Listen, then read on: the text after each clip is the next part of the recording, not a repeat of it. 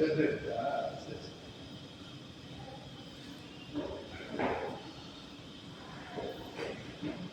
குடிக்கொரு சந்ததியாய் ஆழ்வார்கள் தஞ்சையலே விஜயிக்கும் தன்மையளாய் பிஞ்சாய் பழுத்தாளை ஆண்டாளை கத்தியுடன் நாடும் பழுத்தாய் மனமே மகிழ்ந்து. இந்த பாசுரமானது இன்றைக்கு 700 ஆண்டுகளுக்கு முன்பாக எழுந்திருந்த மணவாள மாமிகள் அப்படிங்கிற ஒரு ஆச்சாரியனுடைய பாசுரம். உபதேச லட்சணமாலை அப்படிங்கிற பிரபந்தத்தை இந்த பாசுரத்தாலே சொல்ல வருவது என்ன என்றால், அஞ்சு குடிக்கு ஒரு சந்ததியாய் ஆழ்வார்கள் தஞ்சையலை விஞ்சி நிற்கும் தன்மையளாய் பிஞ்சாய் பழுத்தாளை ஆண்டாளை பத்தியுடன் நாடு பழுத்தாய் மனமே மகிழ்வு என்று ஆச்சரியமான ஒரு தமிழ் வெண்பாவிலே சொல்லப்பட்டதான பிரபந்தம். அஞ்சு குடி அப்படின்னு சொல்லுகிறார். அஞ்சு குடினா அஞ்சுகின்ற குடி, பயப்படுற ஒரு குடும்பம்.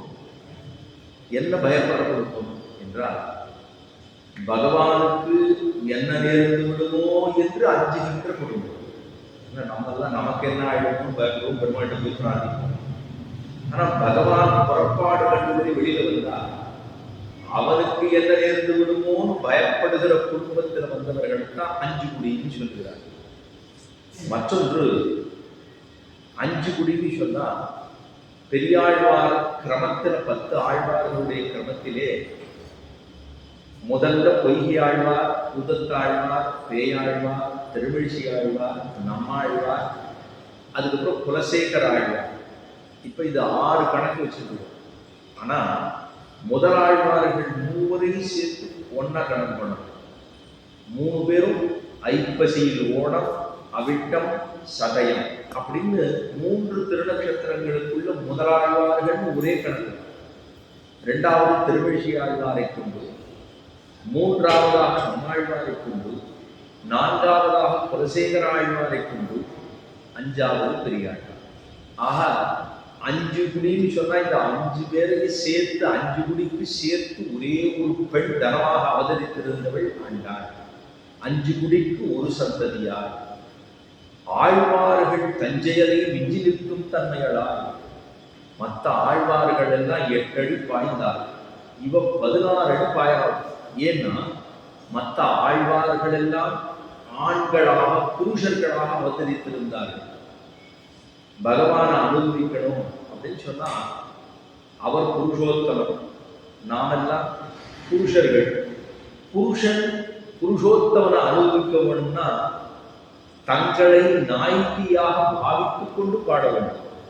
அப்படிங்கிறது கொஞ்சம் சிரமமான காரியம். என இல்லாத ஒன்றை பெண்ணாக தங்களை பாவித்துக் கொண்டு எம்பெருமான அனுபவிக்க வேண்டும் அப்படின்னு சொன்னா அது கொஞ்சம் சிரமமா இருக்கு. ஆழ்வார்கள் எல்லாம் நாயிகா பாவத்தில் பாசுரங்கள்லாம் பாடியிருக்காங்க. பெருமானை புருஷோத்தமனாக நினைத்துக் கொண்டு தன்னை ஒரு தலைவியாக நினைத்துக் கொண்டு பாசுரம் பாடியிருக்காங்க. ஆனா அது கொஞ்சம் இயற்கைக்கு மாறா இருக்கணும்.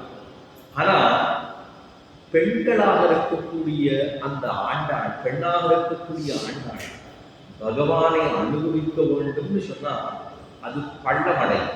மேட்டிலேருந்து ஜலம் கீழே போனோம்னா ஒண்ணுமே பண்ண வேண்டாம். அப்படி மேடா இருக்கு, மேட்டில் ஜலத்தை பத்தினோம்னா சரப்புன்னு கீழே ஓடி போட்டு. இதைத்தான் பள்ளமடைன்னு சொல்லுவது. மேட்டு மடைன்னா ஆண்களாக இருந்து கொண்டு தங்களை பெண் நிலைக்கு ஏற்றிக்கொண்டு அதுக்கப்புறம் அவனை பத்தி பாடணும்னா கொஞ்சம் கஷ்டம்தானே. அப்படி இருந்தது மற்ற ஆழ்வார்களுக்கு. ஆனா ஆண்டாளுக்கோ அவளுக்கு ஜென்மமாகவே பிறந்ததே பெண் பிள்ளையாக பிறந்தபடியினாலே எம்பெருமானை அனுபவிப்பதுங்கிறது ரொம்ப சுலபமாக அவளுக்கு இருந்தது. மற்றொன்று 2 பிரபந்தம் தான் பாடினாங்க. ஒன்று திருப்பாவை 30 பாசுரங்கள், மற்றொன்று நாச்சியார திருமொழிங்கிற 143 பாசுரங்களை கொண்டது. இந்த பாசுரங்களை தாழி முடிச்சவளுக்கு என்ன பலன் கட்டிட்டு தெரியுமா? கண்ணனை திருக்கல்யாணம் பண்ணிக்கொள்ள வேண்டும் என்று கணா கண்டாள். ஆனா அவள் பகவானோடு போய் சேர்ந்தே முடித்து போனாள். இங்கிருந்து எல்லாம் ஸ்ரீவில்லிபுத்தூர்லேருந்து எல்லாம் திரட்டிக்கிட்டு பெரியாழ்வார் தன்னுடைய பந்துக்கள் எல்லாம் கொண்டு சேர்ந்து போயிட்டார். ஸ்ரீரங்கத்து பெருமானைத்தான் திருக்கல்யாணம் பண்ணிக்கொள்ள வேண்டும் என்று ஆசைப்பட்டாள் ஆண்டாள். இது ஆனாலும் எந்த பெண்ணாலும் நினைப்படா. 5 வயசு குழந்தை பகவானோடு போய் சேர்வதுதான் கடைசிங்கிறது தெரிந்து அவ என்னை ரங்கநாதன் கல்யாணம் பண்ணிக்கொள்ள வேண்டும் என்று நினைத்து அது அவரும் கணவரை பெரியாழ்வாருடைய கணவரை தோன்றி இதை சொல்லி முடிச்சுட்டு அதுக்கப்புறமா இங்கிருந்து பரிகரங்களோடு புறப்பட்டு சென்று ஸ்ரீரங்கத்துக்கு போய் காவிரியை தீர்த்தமாடி விட்டு அலங்காரங்கள் எல்லாம் பண்ணி கொண்டு இதெல்லாம் பண்ணது 5 வயசு குழந்தை. அவ்வளவுதான். போய் 5 வயசு இருந்ததென்னவோ 5 வயது தான் அவள் இருந்தாள். அதுக்கு மேல அவள் இருக்கல. ஆனா நம்ம ஆண்டாளுடைய திருமேனினா பார்த்தோம்னா பெரிய திருமேனியா இருந்தாங்க. ஆனா இருந்ததே 5 வயசு தான். குரு பரம்பரையில சொன்னது 5 வயசு தான் அவர் தான். அதுக்குள்ள விளவப்பட்டிருக்காளேன்னா அதுதான் பக்தியா. குழந்தையிலேயே ஞான பக்தி வைராக்கியங்களோடு பிறந்தவள் ஆண்டாள். அவோ இங்கிருந்து போய் உள்ள மூலஸ்தானத்துக்குள்ள போய் அந்த பெரிய பெருமானுடைய ஆதிசேஷம் பரியந்தம் ஆதிசேஷத்தை வளைஞ்ச அது மேல காலை வைத்துக் கொண்டு ஏறி அந்த பெருமானுடைய திருவடியை தொட்டாள், ஆவிர்வதித்தாள். இவ்வளவுதான் கலையே. இவ்வளவுதான். நம்ம ஒவ்வொருத்தருக்கு என்ன ஆகுறது, ஸ்ரீவைகுண்டம் அதாவது சுஷும்னா நாடியத்தை பிடித்து அர்ச்சிராகி மார்க்கத்தை பெற்று விரதியிலே தீர்த்தமாடி ஸ்ரீவைகுண்டத்துக்கு போன பிற்பாடு என்ன பண்ண போறோம்னா ஆதிசேஷன் கருடன் விஸ்வக்சேனர் எல்லாரும் இருக்கக்கூடிய நித்திசூரிகள் இருக்கக்கூடிய இடத்திலே பெருமானுடைய ஆதிசேஷ பீடத்திலே கால வைத்துக் கொண்டு அவருடைய திருத்தொடையிலே ஏறி அமர்கிறோம். ஒவ்வொருத்தரும் அகம் பிரம்மாஸ்மின்னு சொல்லி அந்த பெருமானுடைய திருவடியில போய் ஏறி உட்காருவோம். அவர் நம்மை ஒரு ஆலிங்கனம் செய்வார், கட்டி அணைத்துக் கொள்ளுவார், உச்சி மோந்து பார்ப்பார். இப்பொழுதுதான் வந்து சேர்ந்தாயா அப்படின்னு நம்மளை பார்த்து கேட்க போறார். ஏன்னா எவ்வளவோ ஜென்மா கழிச்சு போகிறோம். அப்பதான் கேட்க போறார், இப்பதான் வந்தியா அப்படின்னு கேட்கிறாரு. கோசி அப்படின்னு கேட்கிறார். கோசினா நீ யார் அப்படின்னு கேட்கிறார். இவன் உடனே சொல்றான், அகம் பிரம்மாஸ்மி, தேவரையுடைய சரீரமாக இருக்கக்கூடியவன் அப்படின்னு சொல்றான். அப்படியா, இப்பதான் வந்தியா அப்படின்னு கேட்கிறார். உடனே ஆமா இப்பதான் வந்தோம், இன்னைக்காவது வந்தேன்னு ஆசைப்பட்டுக் கொள்ளும் அப்படின்னு ரொம்ப சாமர்த்தியமா சொல்றது போல இவ்வளவு நாள் கழிச்சு வந்துருக்கோம் இல்லையோ. இதுதான் ஆண்டாளுடைய சரித்திரத்துல நடந்ததுமே இவ்வளவுதான். மற்ற ஆழ்வார்களுக்கு இந்த ஒரு பிராப்தம் கிட்டித்தானா? இல்லையே. மற்ற ஆழ்வார்கள் எங்கேயோ ஒரு திவதேசத்திலே புறப்பட்டு சென்றார்கள், அவ்வளவுதான். அங்க போய் எம்பெருமானுடைய திருமேனியை சேரணுங்கிறது தான் சொல்லப்பட்டுள்ளதே தவிர இங்கேயே சேர்ந்தார்கள் என்பது அல்லவல்ல. ஆனா அது நடந்ததாருக்கு ஆண்டாள் உருத்துக்கு மாத்திரம் நடந்தது, திருப்பானாழ்வார் உருத்தருக்கு மாத்திரம் நடந்தது. அவ்வளவு பெரியவள் 5 குடி சந்ததியாய் ஆழ்வார்கள் நற்செயலில் மிஞ்சி நிற்கும் தன்மையடாய் அவ்வளவு ஞானபக்தி வைராக்கியங்களோடு இருந்ததான ஆண்டாள் பிஞ்சாய் பழுத்தாடை. ரொம்ப சின்ன வயசுல பிஞ்சாய் பழுத்தாள்னு சொல்றாங்க. சிறு வயதிலேயே ஞானபக்தி வைராக்கியங்கள் எல்லாம் முதிர்ந்திருந்ததாக இருக்கக்கூடிய ஆண்டாள் பிஞ்சாய் பழுத்தாளை ஆண்டாளை. அந்த ஆண்டாளை பக்தியுடன் நாளும் வழுத்தாய் நாமே வருது. பக்தியோடு அவளை சேமிக்க வேண்டும். சிறு குழந்தை சொன்னதுங்கிறது அது சின்ன குழந்தை தானே சொல்லியிருக்குன்னு நம்ம சொல்லுவோம். ஆனா அந்த சின்ன குழந்தை சொன்னதுலதான் எத்தனை தாற்பரிய அர்த்தங்கள், வேறு அனைத்துக்கும் வித்தாக இருக்கக்கூடிய விஷயங்களே அந்த பெண் பிள்ளை இந்த 30 பாசுரங்களிலே சுருக்கமாக கொடுத்து போனால் சாரமா கொடுக்கறதுங்கிறது ரொம்ப வசதியும். சாதாரணமா முன்ன நாள் எல்லாம் ஏதோ மாவாவா உடம்புக்கு சரியில்லை அப்படின்னு சொன்னா சரி ஒரு வேளை ஏதாவது இருக்குமோ, இந்த சக்கரை வியாதி தான் இருக்குமோ அப்படின்ட்டு வேகவண்டத்துல கொழுந்து எடுத்து பறித்து சாப்பிடணும். முன்ன நாள் தான் சாப்பிடுவோம். இப்ப அதெல்லாம் கொழுந்து எடுத்து பறிச்சு அது கொண்டு இப்ப மரமே காணும், மரத்தையே காணும். அந்த கொழுந்து பார்க்கணும்னா எங்க இருக்குது, அதனால தெரிய மாட்டேங்குது. அதனால என்ன பண்ணுறா, இதெல்லாம் மருத்துவெல்லாம் ஏன் பண்ணா இதுக்கு ஒரு வழிபடுவோம், அதெல்லாம் எடுப்போம், எடுக்கணும்னா குடிச்சு சாரா கொடுத்துருவோம், நித்தப்படியே எடுக்கும் படப்படம் குடிக்கும் அப்படின்னு சொல்லி கொடுத்துட்டாலும் அந்த சாரா கொடுக்குறதுங்கிறது கொஞ்சம் கஷ்டமான காரியம். சாதாரண நேர் எடுத்து சாப்பிட்றதுங்கிறது ஒரு மாதிரி, இந்த சாறு எடுத்து சாப்பிட்றதுங்கிறது ஒரு மாதிரி. அவ்வளவு இருக்கக்கூடிய விஷயத்தை சாரமாக கொடுத்த பெருமை அப்படின்னு சொன்னால் அது ஆண்டாளுடைய பெருமை. அதுதான் பிஞ்சாய் பழுத்தாளை ஆண்டாளை என்று தெரிவித்தார். அந்த ஆண்டாளுடைய 30 பாசுரங்கள் நம்ம அனுபவிப்பதற்காக கூடியுள்ளோம். இன்றைய தினம் 5வது பாசுரம். மாயனை வந்து வடமதுரை மைந்தனை தூயபிரணியில் யமுனைப்பறைவனை ஆயர் குலத்தினில் தோன்றும் அடிவழக்கை தாயக்குடல் விளக்கம் செய்த தாமோதரனை தூயோமாய் வந்து நாம் தூமலர் தூவித்தொழுது வாயினால் பாடி மனதினால் சிந்திக்க போயவழி தூவதற்கான என்னவும் தீயினில் பூசாலும் செப்பு ஏதோர் என்பாவாய் என்று சொன்னது 5ஆம் பாசுரம். போன பாசுரத்தாலே பர்ஜன்ய தேவன் வருண பகவானை நோக்கி பிரார்த்தித்ததான பாசுரம். பர்ஜன்ய தேவனே முன் வந்து வாலண்டரியா அவர் வந்தார். வந்து நீங்கள் தான் பகவது சமாசிரயணம் பகவானிடத்திலே கைங்கரியம் பண்ணுவதற்காக நீங்கள்லாம் வந்திருக்கேன். உங்களுக்கு நாம் ஒத்தாசை பண்ண வேண்டும்.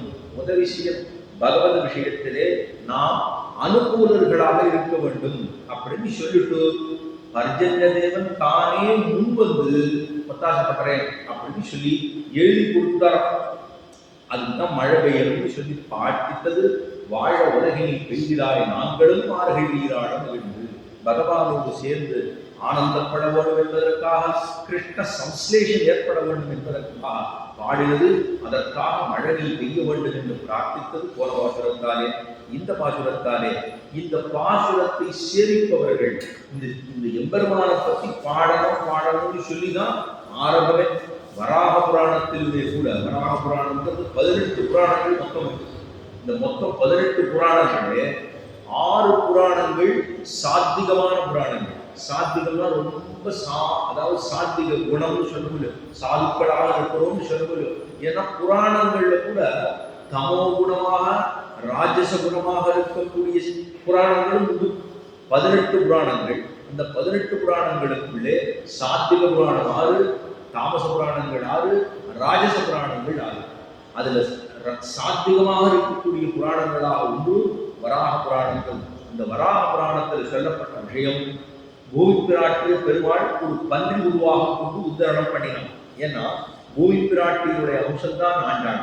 இந்த ஆண்டாளுக்கு முன்னாடி வராக அவதாரத்தின் போது நடந்ததுன்னா பூமி பிராட்டியாக அவதரித்திருந்தான். அந்த பூமி பிராட்டியா அவதாரம் பண்ணும்போது பெருமாள் பிராட்டிய புறம் உத்தரணம் எடுத்து தன்னுடைய திருத்தொடைகளிலே ஏறி அமர்த்தி கொண்டு அவருடைய தலையை அப்படியே போய் விட்டுட்டு இருக்காரு. ஏன்னா ராட்சசன் கொண்டு போய் கடலுக்கு அடியில வச்சுக்கான்.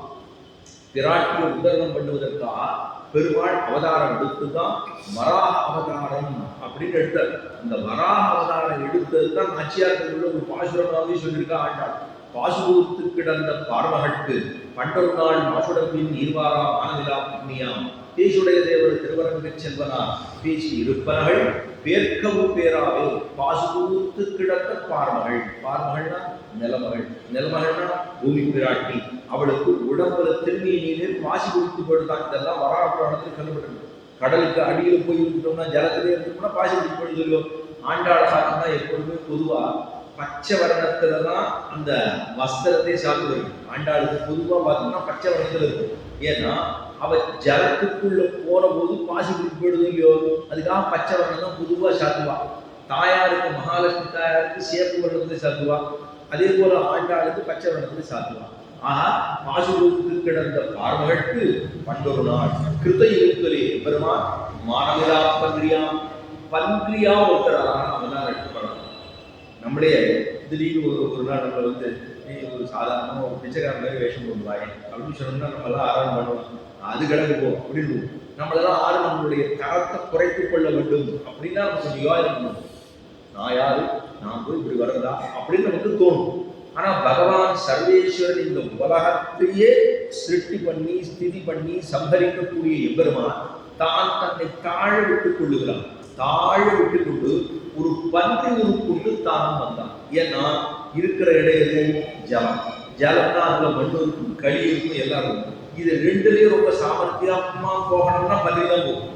பன்றி ஜலத்துக்குள்ளேயும் போகும், களிக்குள்ளேயும் போகும், இதுக்குள்ளேயும் எது வேணா போகும். அதனால அவர் தான் எடுத்த அவதாரம் தான் பன்றியாக தான் அவதாரம் பண்ணி பிராட்டியை உத்தரவிட்டான். அப்பதான் சொல்றார், என்ன நீர் உத்தரணம் பண்ணிவிட்டீர், ஆனா லோகத்தில் இருக்கக்கூடிய மக்களுக்கு உஜ்ஜீவனத்தை எப்படி செய்வது? நான் ஒரே ஒரு உன்னுடைய தர்மபத்தினியாக இருக்கக்கூடிய என்னை உத்தரவு செய்துவிட்டீர். லோகத்துல மக்கள் எல்லாம் திண்டாடி கொண்டு ரொம்ப சிரமப்பட்டு கொண்டு இருக்கானே, அவர்களை எப்படி உஜ்ஜீவிப்பது அப்படின்னு கேட்டபோதுதான் அப்ப பெருமாள் சொல்றார், என்ன வாயினாலே பாடச் சொல்லுங்கோ, மனதினாலே சிந்திக்க சொல்லுங்கோ, தூய மலர் கொண்டு தொடச் சொல்லுங்கோ. இது பண்ணினா போறோம், எம்பெருமானை சுலபமாக சென்று அடைந்திருந்தலாம். அப்ப அப்படின்னு சொல்லியிருக்கார். இப்போ இந்த பாசுரத்துல நமக்கு வாயினாலே பாடி மனதினாலே சிந்திக்க போய வழியை புகுதருவான் என்னவும் தீயிரின் தூசாகும் செப்பு அப்படின்னு பகவானை வாயினாலே பாட வேண்டும், மனதினாலே சிந்திக்க வேண்டும், தூய மலர்களை கொண்டு தொழ வேண்டும். தொழுதால் நமக்கு பாவங்கள் எல்லாம் விலகுகிறது அப்படின்னு சொல்றதான் இப்பாசுரத்தாலே சொல்ல விழைகிறாள். மாயனை மண்ணு வடபுரை மைந்தனை மாயன் அப்படின்னு சொன்னா பெருமாள் மேலேருக்கு இறங்கி வந்து பகவான் மேலிருக்கக்கூடிய அவன் தான் தன்னை தாழ்விட்டுக் கொண்டு கீழிறங்கி வந்தபடியினாலே அதுவே ஒரு மாயமான விஷயம்தான். என மாயமா தன் உயர்ந்தவன் தாழ்ந்தவனா தான் தன்னை வகுத்துக் கொள்ளுகிறான், அதுவே ஒரு மாயம்தான். அதனால அவன் எங்க இருக்கான்? வைகுண்டத்திலே எழுந்தருளி உள்ளான். வைகுண்டம் வைகுண்டம் இந்த வரப்போது வைகுண்ட ஏகாதசி அப்படின்னு வரப்போகுது. இந்த வைகுண்டம் அப்படின்னா அதுக்கு என்ன அர்த்தம்னா விகுண்டம் அப்படின்னு பேரு. விகுண்டம் அப்படின்னா ஞானத்துக்கு குறைபாடு இல்லாது இருக்கக்கூடிய இடம்னு பேரு.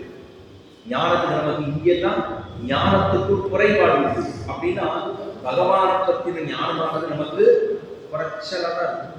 எவ்வளவு ஒரு நாள் 24 மணி நாளில பகவானுக்காக நம்ம எத்தனை மணி நாளை செலவு பண்றோமோ கொஞ்சம் கணக்கு போட்டு பார்க்கணும்னு வச்சுக்கோங்களேன்.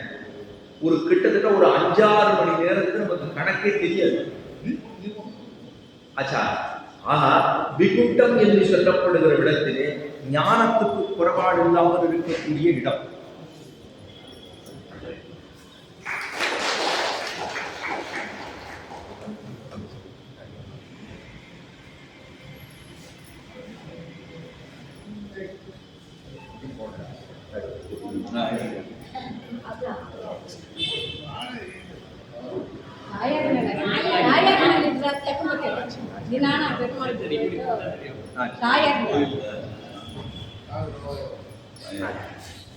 ஆக ஞானத்துக்கு குறைபாடு இல்லாத இடம்தான் விகுண்டம் என்று சொல்லுகிறோம். பெருமாள் அங்கிருந்து வைகுண்டமாக இருக்கக்கூடிய இடத்திலிருந்து தன்னை தாழ்விட்டு கீழே வராதோ, அப்ப பெருமாள் அங்க இருக்கிறதுனால இங்க வந்தான். அவன் மாயன் அல்லவா? அந்த மாயனை வைகுண்டநாதன் என்றே சொல்லலாம்.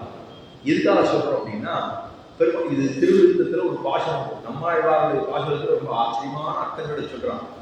பெருமாள் அங்கிருந்து மேலேந்து கீழே வந்ததை அந்த அவதாரத்தினுடைய சிறப்பையே ரொம்ப அழகான ஒரு பாசுரத்தால சொல்றார்.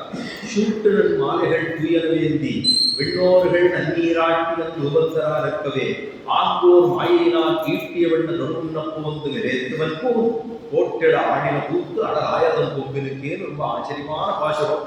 சூட்டுடன் மாலைகள் துயரவேந்தி அங்க ஸ்ரீவைகுண்டத்துல நித்திய சூரிகள் இருப்பா. அங்கேயே இருக்கிறவா நம்மள மாதிரி சம்சாரத்துல அவளுக்கு கொஞ்சம் கூட சம்சாரம்னா என்னன்னே தெரியாது.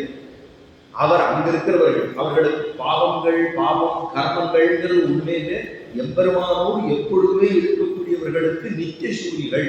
அவர்களுக்கு அங்கே இருக்கிறவா நித்தியர்கள். நித்தியம் நித்தியமா இருக்கிற அங்கே இருக்கு நித்தியர்கள். அவா பெருமாளுக்கு பூஜை பண்றாளாம். அங்க இருக்கிற பெருமாளுக்கு பூஜை பண்ணிட்டு இருக்கா. பண்ணும்போது சூட்டுடன் மாலைகள் துயர வேண்டி நல்ல புஷ்பங்கள் எல்லாம் பெருமாளுக்கு சாத்தி பெருமாளுக்கு துயர வேண்டி விண்ணோர்கள் விண்ணோர்கள்னா நித்தியசூரிகள் நன்னீராட்டி பெருமாளுக்கு திருவஞ்சனெல்லாம் கண்ட்ரோல் பண்ணி புஷ்பங்கள்லாம் சமர்ப்பித்து தூப தீபங்கள்லாம் பண்ணிட்டு இருக்கான். ராமாவதாரம் முடிந்து விட்டதான். முடிந்து விட்ட உடனே அவருக்கு ரொம்ப நாளா அங்கேயே சீவியத்திலே இருக்கார். ஏன்னா எப்பெல்லாம் அவதாரம் பண்ணுவாரோ மச்சாவதாரம் பண்ணுவார், பண்ணி முடிச்ச உடனே திரும்ப மேல பண்ணுவார். கூர்மாவதாரம் பண்ணுவார், திரும்ப சீவை விட்டு போடுவார். அதுதான் யதாஸ்தானம். பாபா வெளியில ஊருக்கெல்லாம் போவோம், க்ஷேத்ராடனங்கள்லாம் போவோம். போயிட்டு க்ஷேத்ராடனங்கள்லாம் முடிகிற தெருவாயில நமக்கே ஒரு ஆசை வந்துடும். ஒரு இனிமே நம்ம வீட்டை பார்க்க போனா தேவை அப்படின்னு அவளுக்கு ஒரு எண்ணம் வந்துடும். நம்ம வீட்டுல அந்த கட்டில அந்த தலாணி வச்சுட்டு தூக்கினால்தான் தூக்கம் வரும். இல்லைன்னா எங்கேயோ போய் படுத்துனா நம்ம தூக்கம் வர மாட்டேங்குது. ஒரு பூர்வம் அடுத்த பார்க்கலாம் அப்படின்ட்டு யதாஸ்தானத்தை வந்துடும் இல்லையோ. பெருமாள் அப்பப்ப அவதாரத்தை கொண்டுட்டு அங்க விடுவார், சீவை கொண்டு விடுவார். அதுக்கு தன் உடைச்சோதின்னு பேரு. இங்க வருவார், அவதாரம் பண்ணுவார், விடுவார். அப்ப மத்ஸ்யாவதாரம் பண்ணுவார், போயிடுவார். கூர்மாவதாரம் பண்ணுவார், போயிடுவார். இப்படி பண்ணிட்டு இருப்பார். அப்ப ராமாவதாரம் முடிஞ்ச தசை ஆன உடனே ஆலோசனை பண்றார் நித்தியசூரிகள்லாம். அடுத்துதான் ஒரு அவதாரம் பண்ணுவது இருக்கேன் அப்படின்ற உடனே அவள் குறை சொன்னான். ஆமா, ஏற்கனவே ராமாவதாரம் போய் ரொம்ப பீழ்ச்சி பீராகும் அப்படின்னா என்ன சாதாரணமா சொல்றது. சொல்லுவோம்னா ராமாவதாரம் போயிட்டு வந்து எல்லாம் முடிச்சு பீராகும்.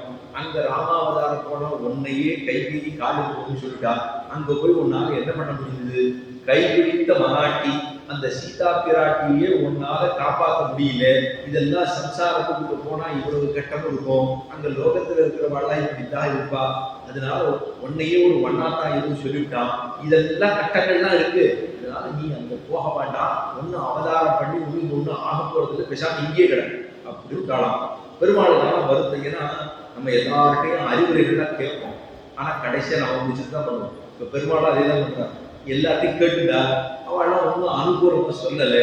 அப்புறம் பார்த்தா சரி இவா தூபஹாரத்தை பண்ற போது அங்கதான் சரியான தருணம். நம்ம என்ன பண்ணுவோம்? அந்த நேரத்துல போய் கீழே போய் அவதாரம் பண்ணிட்டு வந்துடுவோம். ஏன்னா சீவை கூட்டத்துல காலம் என்பது ஒரு பரிணாமமே கிடையாது. காலம்ங்கிறதே அங்க கிடையாது. நகாலஸ்தத்ரவை பிரபுன்னு சொல்றான். காலம் ஒரு நாளும் நம்மை ஆட்படுத்தாது. அந்த இடத்துல இங்க நம்மள ஆரம்பிச்ச 7 அடுத்து முடிக்கணும், இத்தனை நேரத்துக்குள்ள முடிக்கணும்னு காலம் நம்மை கட்டுப்படுத்தும். ஆனா அங்க போயிட்டோம்னா காலமே கட்டுப்படுத்தாது. அப்படி இருக்கக்கூடிய இடத்திலே அங்க சூட்டனன் மாலைகள் உயரவேந்தி விண்ணோர்கள் நன்னீராட்டி அந்தூபந்தரா நிற்பது. ஏன் இழுத்து அப்படின்னா அங்க எல்லாமே ரொம்ப சாமவேதத்துக்கு செஞ்சுட்டே இருப்பான்.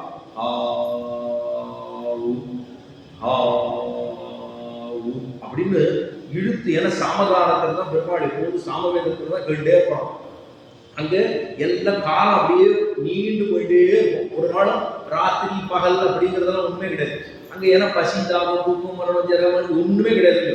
அப்படி இருக்கிற இடத்துல அந்த தூபந்தரால் இருக்கவே சொல்லி அவன் தூபஹாரத்தை பண்ணிட்டே இருக்க. ஒரே பாமண்டலம். நம்ம பெருமாளுக்கு தூபங்கள் இங்கேயே சன்னிதிகள்ல தூபம் எல்லாம் பண்ணோம்னா கொஞ்ச நேரத்தில் பெருமாள் போன் முடிச்சு எங்க இருக்கானே தெரிய மாட்டாங்க. ஆகுது இல்லையோ? அங்க தூபஹாரத்தை பண்ண எவ்வளவு என்ன பண்ணிருப்பா? அங்க பெருசா தூபஹாரத்தை பண்ணிட்டே இருக்கா. நித்திய சொல்லிலாம் பண்ணிட்டே இருக்கா. பெருமாள் பார்த்தா இதுதான் சரியான டைம் அப்படின்னு நேர கீழே வந்தார். மதுரையில பிறந்தார். கிட்டாவதாரம் பண்ணார். பாலனா வந்தார். சேட்டுதனா இருந்தார். இந்த பக்கம் ஆய்ப்பாடி வந்தார். பிருந்தாவனம் போனார். பாரதம் குருக்ஷேத்திரத்துக்கு போனார். எல்லாம் முடிச்சுட்டு திரும்ப போய் படுத்துட்டார். ஆக சூட்டனன் மாலைகள் தூயலவேந்தி வெண்ணோர்கள் நன்னீராட்டி என்று வந்தரானுக்கவே அங்கூர் மாயினால் ஈட்டிய வெண்ணை கிட்டாவதாரத்தை முடித்துக் கொண்டு தானும் போய் திரும்ப தன்னுடைய இடத்திலே சயனித்துக் கொண்டான்னு சொல்லும் அளவுக்கு மாயமான சேட்டுதங்களை பண்ணினான் மாயனை. அந்த மாயனானவர் வைகுண்டநாதனே சொல்லப்படுகிறான். அந்த மாயனுக்கு வைகுண்டத்துல சௌலபியம்ங்கிற கல்யாணம் ஒரு நாளும் விகசிக்காது. சௌலபியம்னா எளிமைன்னு பேர். இந்த எளிமையான கல்யாணம் பெருமாள் மேல இருக்கிறவர் பரமம் பரம் அப்படின்னு சொல்ற மேன்மையத்தான் காண்பிப்பதே தவிர எளிமையை அங்க ஒரு நாள் பார்க்க முடியாது. ஆனா வைகுண்டத்திலே ஒரு எளிமையை காண்பிக்கும்படியாகத்தான் கிட்டாவதாரத்தை தான் முடித்துவிட்டு திரும்ப வந்து சனித்துக் கொண்டான். வைகுண்டத்திலேயே சௌலபியமோ அப்படின்னு சொல்லப்படுகிற ஒரு ஆனந்தம். அதே போல கிட்டாவதாரம்னு சொன்னா எளிமையில் தான் தன்னுடைய நிலவிலிருந்து தன்னை தாழ விட்டுக் கொண்டு ஒரு இடையனாக அவதாரம் பண்ணியிருந்தார். இடையர்களா ஒரு குவாலான்னு சொல்லும்போது இடையர்கள் இடைச்சிகளுக்குள்ளே தான் அவதரித்திருந்தால் அதைத்தான் இத்தனை நீர்மையோடு இருக்கக்கூடியவனத்தான் எளிமை அப்படின்னு சொல்ற சௌலபியம் அப்படின்னு பேர். அப்ப கிட்டாவதாரத்திலே சௌலபியமாக இருந்தபடினாலே அந்த மாயன் அப்படி சொல்றவா. சரி, அடுத்து சொன்னா மண்ணு வடமதுரை மைந்தனை. மண்ணு வடமதுரை மைந்தன். அந்த வடமதுரை அத்தனை உயர்ந்தது. ஏன்னா முக்திதரன் கஷேத்திரங்களுக்குள்ள முக்கியமாக இருக்கக்கூடிய மதுராவுடைய பெருமான் பிறந்தான் அல்லவா. மதுரா நாம நகரி புண்ணியா பாபகனீஷிதா. ஏன்னா மதுரை அப்படின்னு சொல்லிவிட்டோம்னாலே அவ்வளவு புண்ணியங்கள் நமக்கு ஏற்படுகிறது. புண்ணிய கஷேத்திரங்களுக்குள்ள ஒன்று. அந்த இடத்துக்கு விரஜ பூமி என்று பேர். பெருமாள் அங்க பதித்து தன்னுடைய திருவடிகளை பூரா பதித்த இடம் மதுரை. இந்த பக்கம் அதாவது அந்த தேசிய நெடுஞ்சாலைக்கு இன்னண்டையும் அன்னண்டையுமா இருக்கு. நடுவில் யமுனை ஓடுறது ஒரு பக்கம். அதாவது ஆய்ப்பாடி, கோகுலம், நந்தகாம் இதெல்லாம் ஒரு பக்கம் இருக்கு. மற்றொரு பக்கம் பிருந்தாவனம்னு சொல்றது 84 crores அவ்வளவு தூரம் இருக்கக்கூடிய மைல் படைத்ததாக இருக்கக்கூடிய இடம். கிட்டத்தட்ட ஹரியானா வரைக்கும் போகும். அவ்வளவு தூரம் இருக்கக்கூடிய அந்த மண் இருக்கே, பெருமான் தன்னுடைய திருவடிகளை பதித்ததாக மண். அவ்வளவு தூரம் அந்த மதுரைக்கு அத்தனை புண்ணியம்னு சொல்றோம். மதுரா அப்படின்னு சொன்னா போக்கியம். போக்கியம்னா ஆனந்தம். நம்ம இப்போ சக்கரை பொங்கல் கூடாரவல்லும் ஸ்ரீ கோவிந்தா அந்த பாசுரத்தன்னைக்கு சக்கரை பொங்கல் எல்லாம் பண்ணணும். பண்ணாக்கா நீ சக்கரை பொங்கல் பாசுரம்னே சொல்லுவாங்க. பொதுவாக சக்கரை பொங்கல் பாசுரம் அப்படிமா. 18வது பாசுரத்தன்னைக்கு புளியோதரை பண்ணுவான். சன்னிதியில் போகணும்னா 18வது பாசுரம் போக உந்துவதர்களை தன் போடாத தோல்படின்னு போய் பார்த்தோம்னா ஒரு புளியோதரை பண்ணிடுவாங்க. சரி, எதுக்காக இது பண்றான் அப்படின்னா அந்த அதை சாப்பிட்ட உடனே போக்கியம்னு சொல்ல முடியும். போக்கியம்னா என்ன இருக்கும்? அவ்வளவு ஆனந்தமாக உள்ளது. நன்னா பெருமாள் நைவேத்தியம் நன்னா பண்ணுதா, பெருமாளுக்கு நைவேத்தியம் பண்ணதைத்தான் சாப்பிடும். இதைத்தான் கண்ணன் கீதையிலுமே ஒரு இடத்துல சொல்றான். யஜ்ஞசிட்டா சரசத்தா மிஷத்தை சர்வகில்பிஷயி தே பகம் பூஜ்யதே பாபா ஈபசத் ஆத்மகாரணா. ஆரொருத்தன் எனக்கு பூஜை பண்ணாமல், எனக்கு ஸ்தோத்திரம் பண்ணாமல், எனக்கு படைக்காமல் ஆரொருத்தன் தனக்காக படைத்து தானே உண்டு மகிழ்கிறானோ அவன் உணவை உண்ணவில்லை, பாவத்தை உருண்டை உருண்டையாக கவளமாக உடுத்தி வாயிலை போட்டுக் கொள்ளுகிறார் அப்படின்னு சொல்றான். அதனாலதான் பகவானுக்கு நைவேத்தியம் பண்ணப்பட்ட வஸ்துக்களை மட்டுமே நாம் உண்ண வேண்டும் அப்படிங்கிறது. அதுதான் அடிப்படை காரணமே. அதற்கு தான் அதுதான் காரணம். இங்க வெளியில சாப்பிடுறது அதெல்லாம் அடுத்த பட்சம்னா பகவானுக்கு அது கட்டளை பண்ணப்பட்டுள்ளதா, அதுதான் கேள்வி. போக்கியம் என்று சொன்னால் மதுரையே போக்கியமாக இருக்கக்கூடிய திவ்ய கஷேத்திரம். அந்த மதுரையிலே பகவது சம்பந்தம் மாறாத திவ்ய கஷேத்திரம் அப்படி சொல்றாங்க. பகவானுக்கும் அந்த மதுரை பட்டணத்துக்கு இருக்கக்கூடிய சம்பந்தம் இருக்கு. ஒரு இடத்துல பெருமாள் வந்து பிறந்திருக்கார் அப்படின்னு சொன்னா அது எவ்வளவு உயர்ந்தது. வைகுண்டநாதனே தானும் கண்ணனாக அவதாரம் பண்ணி இதுக்கு ஆச்சரியமான ஒரு பிரமாண ஸ்லோகம் உண்டு. ஏஷ நாராயண ஸ்ரீமான் க்ஷீராத்மவ நிகேதனா நாகவர்யந்த முத்ரிஷகி தியாகவும் மதுராம் புரியும். மதுரையிலே வந்து எம்பெருமான் அவதரித்தானே, எங்கிருந்து வந்தான், எங்கேருந்து ஆரிஜின், எந்த இடத்துல இருந்து ஆரிஜினேட்டட் அப்படின்னா அங்க ஏஷ நாராயண ஸ்ரீமான். ஸ்ரீமான் பெரிய விராட்டியார், லக்ஷ்மி மகாலட்சுமி தாயாரோடு எழுந்தருள் இருக்கக்கூடிய எம்பெருமான், ஸ்ரீமானாக இருக்கக்கூடிய எம்பெருமான் பர்வதத்திலிருந்து வைகுண்டத்திலிருந்து ஏஷ நாராயண ஸ்ரீமான் க்ஷீரார்ணவ நிகேதனா. க்ஷீரார்ணவம் என்னால் திருப்பார்கடல். க்ஷீரம்னா பால். இந்த க்ஷீர அர்ணவம் அப்படின்னா கடல். அந்த க்ஷீரார்ணவம்னு சொன்னா பார்க்கடலிலே பள்ளி கொண்டிருக்கக்கூடிய எம்பெருமான் திருப்பார்கடலிலே வந்து பரமபதத்திலேருந்து வியூகம், பரமபதம் அது பேரு. இதுக்கு திருப்பார்கடலுக்கு வியூகம். வியூகம்னா தன்னைத்தானே வகுத்துக் கொள்ளுவதுன்னு அர்த்தம். தன்னை தானே வகுத்துக் கொள்ளுவது. அப்ப 2வது இடம் திருப்பார்கடல். அந்த திருப்பார்கடல்லேருந்து புறப்பட்டு அதுக்கப்புறம் பல அவதாரங்களை பண்ணுகிறான். அந்த அவதாரத்துக்கு தான் விபவ அவதாரங்கள். விபவம் அப்படின்னு பேரு. எல்லா அவதாரங்களும் மத்ஸ்ய கூர்மன்னு தொடக்கமாக பல அவதாரங்கள் இருக்கு. அதுக்கு விபவ அவதாரங்கள்னு பேரு. தன்னை இன்னும் தாழ விடுகிறான், கீழே வந்து அவதாரம் பண்ணுகிறான். நம்மோடு சேர்ந்து கலந்து பரிமாறுகிறான். மனிதர்களோடு மனிதர்களா, கோபியர்களோடு கோபியர்களா, இடையர்களோடு இடையர்களா, மாடு கண்ணுகளோடு மாடு கண்ணுகளா, இப்படி எல்லா விதமாக எம்பெருமான் கலந்து பரிமாறுகிறான். இங்க வந்ததுக்கு பிறகுதான் எளியவராக தானும் தன்னை உட்கொள்ளுகிறான். இவ்வளவு தூரம் நடக்கிறார்களோ. ஏஷநாராயண ஸ்ரீமான் க்ஷீராத்மவ நிகேதனா நாகவர்யங்கம் திருஷ்யதி யாகவும் மதுராம் புரியும். அந்த க்ஷீராத்திலிருந்து புறப்பட்டுத்தான் மதுரையிலே தான் வந்து அவதரிக்கிறான். அப்படின்னா அந்த மதுரைக்கு எத்தனை ஒரு பெருமை இருக்க வேண்டும். வைகுண்டநாதன் வேறல்ல, கண்ணன் பெருமான் வேறல்ல. அத்தனை தூரம் பெருமை படைத்தவன் நம்ம அங்க வந்து இறங்கி அவதாரம் பண்றான். அத்தனை பெருமை இருக்கக்கூடியதான் மண்ணு வடமதுரை. பகவது சம்பந்தம் மாறாத திவ்ய கஷேத்திரம். அதுக்கப்புறம் மற்றொரு சம்பந்தம் இருக்கு. ராமாவதாரத்திலே சத்ருக்னாழ்வான் எழுத்துள்ளாங்க இல்லையோ, அந்த சத்ருக்னாழ்வான் ரொம்ப வருஷத்துக்கு அப்புறம் ராமன்லாம் புறப்பட்டு போனதுக்கு அப்புறம் ரொம்ப வருஷத்துக்கு அப்புறம் மதுரையில வந்து இந்த மதுராவில் வந்து வன்னிய மறுத்து படை வீடு செய்த இடமா. இங்க ராமாவதாரத்துக்கு அப்புறம் சத்ருக்னாழ்வான் ராம பரத லக்ஷ்மண சத்ருக்னாழ்வான் இருந்தாரோ, அந்த சத்ருக்னாழ்வானே இங்க மதுரையில வந்து தானும் அந்த ராஜ்யம் பண்ணிட்டு இருக்கான். வண்டி மறுத்து படை வீடு செய்ததான இடமாக இருக்கின்றபடியினாலே இத்தனை பெருமை இருக்கு. மைந்தன் மண் வடமதுரை மைந்தன். மைந்தன் சொன்னா பிள்ளைன்னு சொல்லுவோம், இல்ல ராஜான்னு சொல்லுவோம், இல்ல யுவான்னு சொல்லுவோம். மிடுக்கன் அப்படின்னு பேர். மிடுக்கன்னா ரொம்ப சுறுசுறுப்பா, ரொம்ப சூட்டியா இருக்கும். இந்த குழந்தைகள்லாம் சின்ன சின்ன குழந்தைகள் சிலதுலாம் அம்புல ஏறு தும்பலை பார்த்து நம்ம என்ன செய்தின்னு கேட்டுவோம். ஒரு இடத்துல உட்காராது. சில குழந்தைகளை சின்ன குழந்தையா இருக்கும்போது கட்டி கூட போட்டுருவான். ஏன்னா இது இது நிற்காது, ஒரு இடத்துல நிற்காது. அங்க போய் ஏறி கொட்டி இங்கே ஏறி கொட்டி ஒரு நிமிஷம் விட்டுட்டு போனோம்னா போச்சு. அதுக்கப்புறம் அவ்வளவுதான். அத்தனை தூரம் மிடுக்கனா பெருமாள் கன்னட பெருமாள் தான் அவதரித்திருந்த போது வர இடத்துல சும்மா இருக்க மாட்டார். கண்ணுக்குட்டியில நம்ம எல்லாம் ஆறாலும் கண்ணுக்குட்டியோட காதுல எருமை பிடிச்சிட்டு இருக்கோமா? பெருமாள் விடுதல் கண்ணுக்குட்டியோட காதுல எருமை பிடிச்சிட்டு அது துள்ளி துள்ளி ஓடும். ஓடுற பாட்டு மாலை பிடிக்க வேண்டும், மாலை பிடிச்சு சுத்த வேண்டியது. இந்த மாதிரி சேட்டைகள் எல்லாம் எம்பெருமான் பண்ணுவன். அவன் பண்ண சேட்டைகளை நம்ம அனுபவிச்சா நமக்கு பிறவியே இல்லைன்னு கண்ணனே தன்னுடைய திருவாக்காலே சொல்லுகிறான்.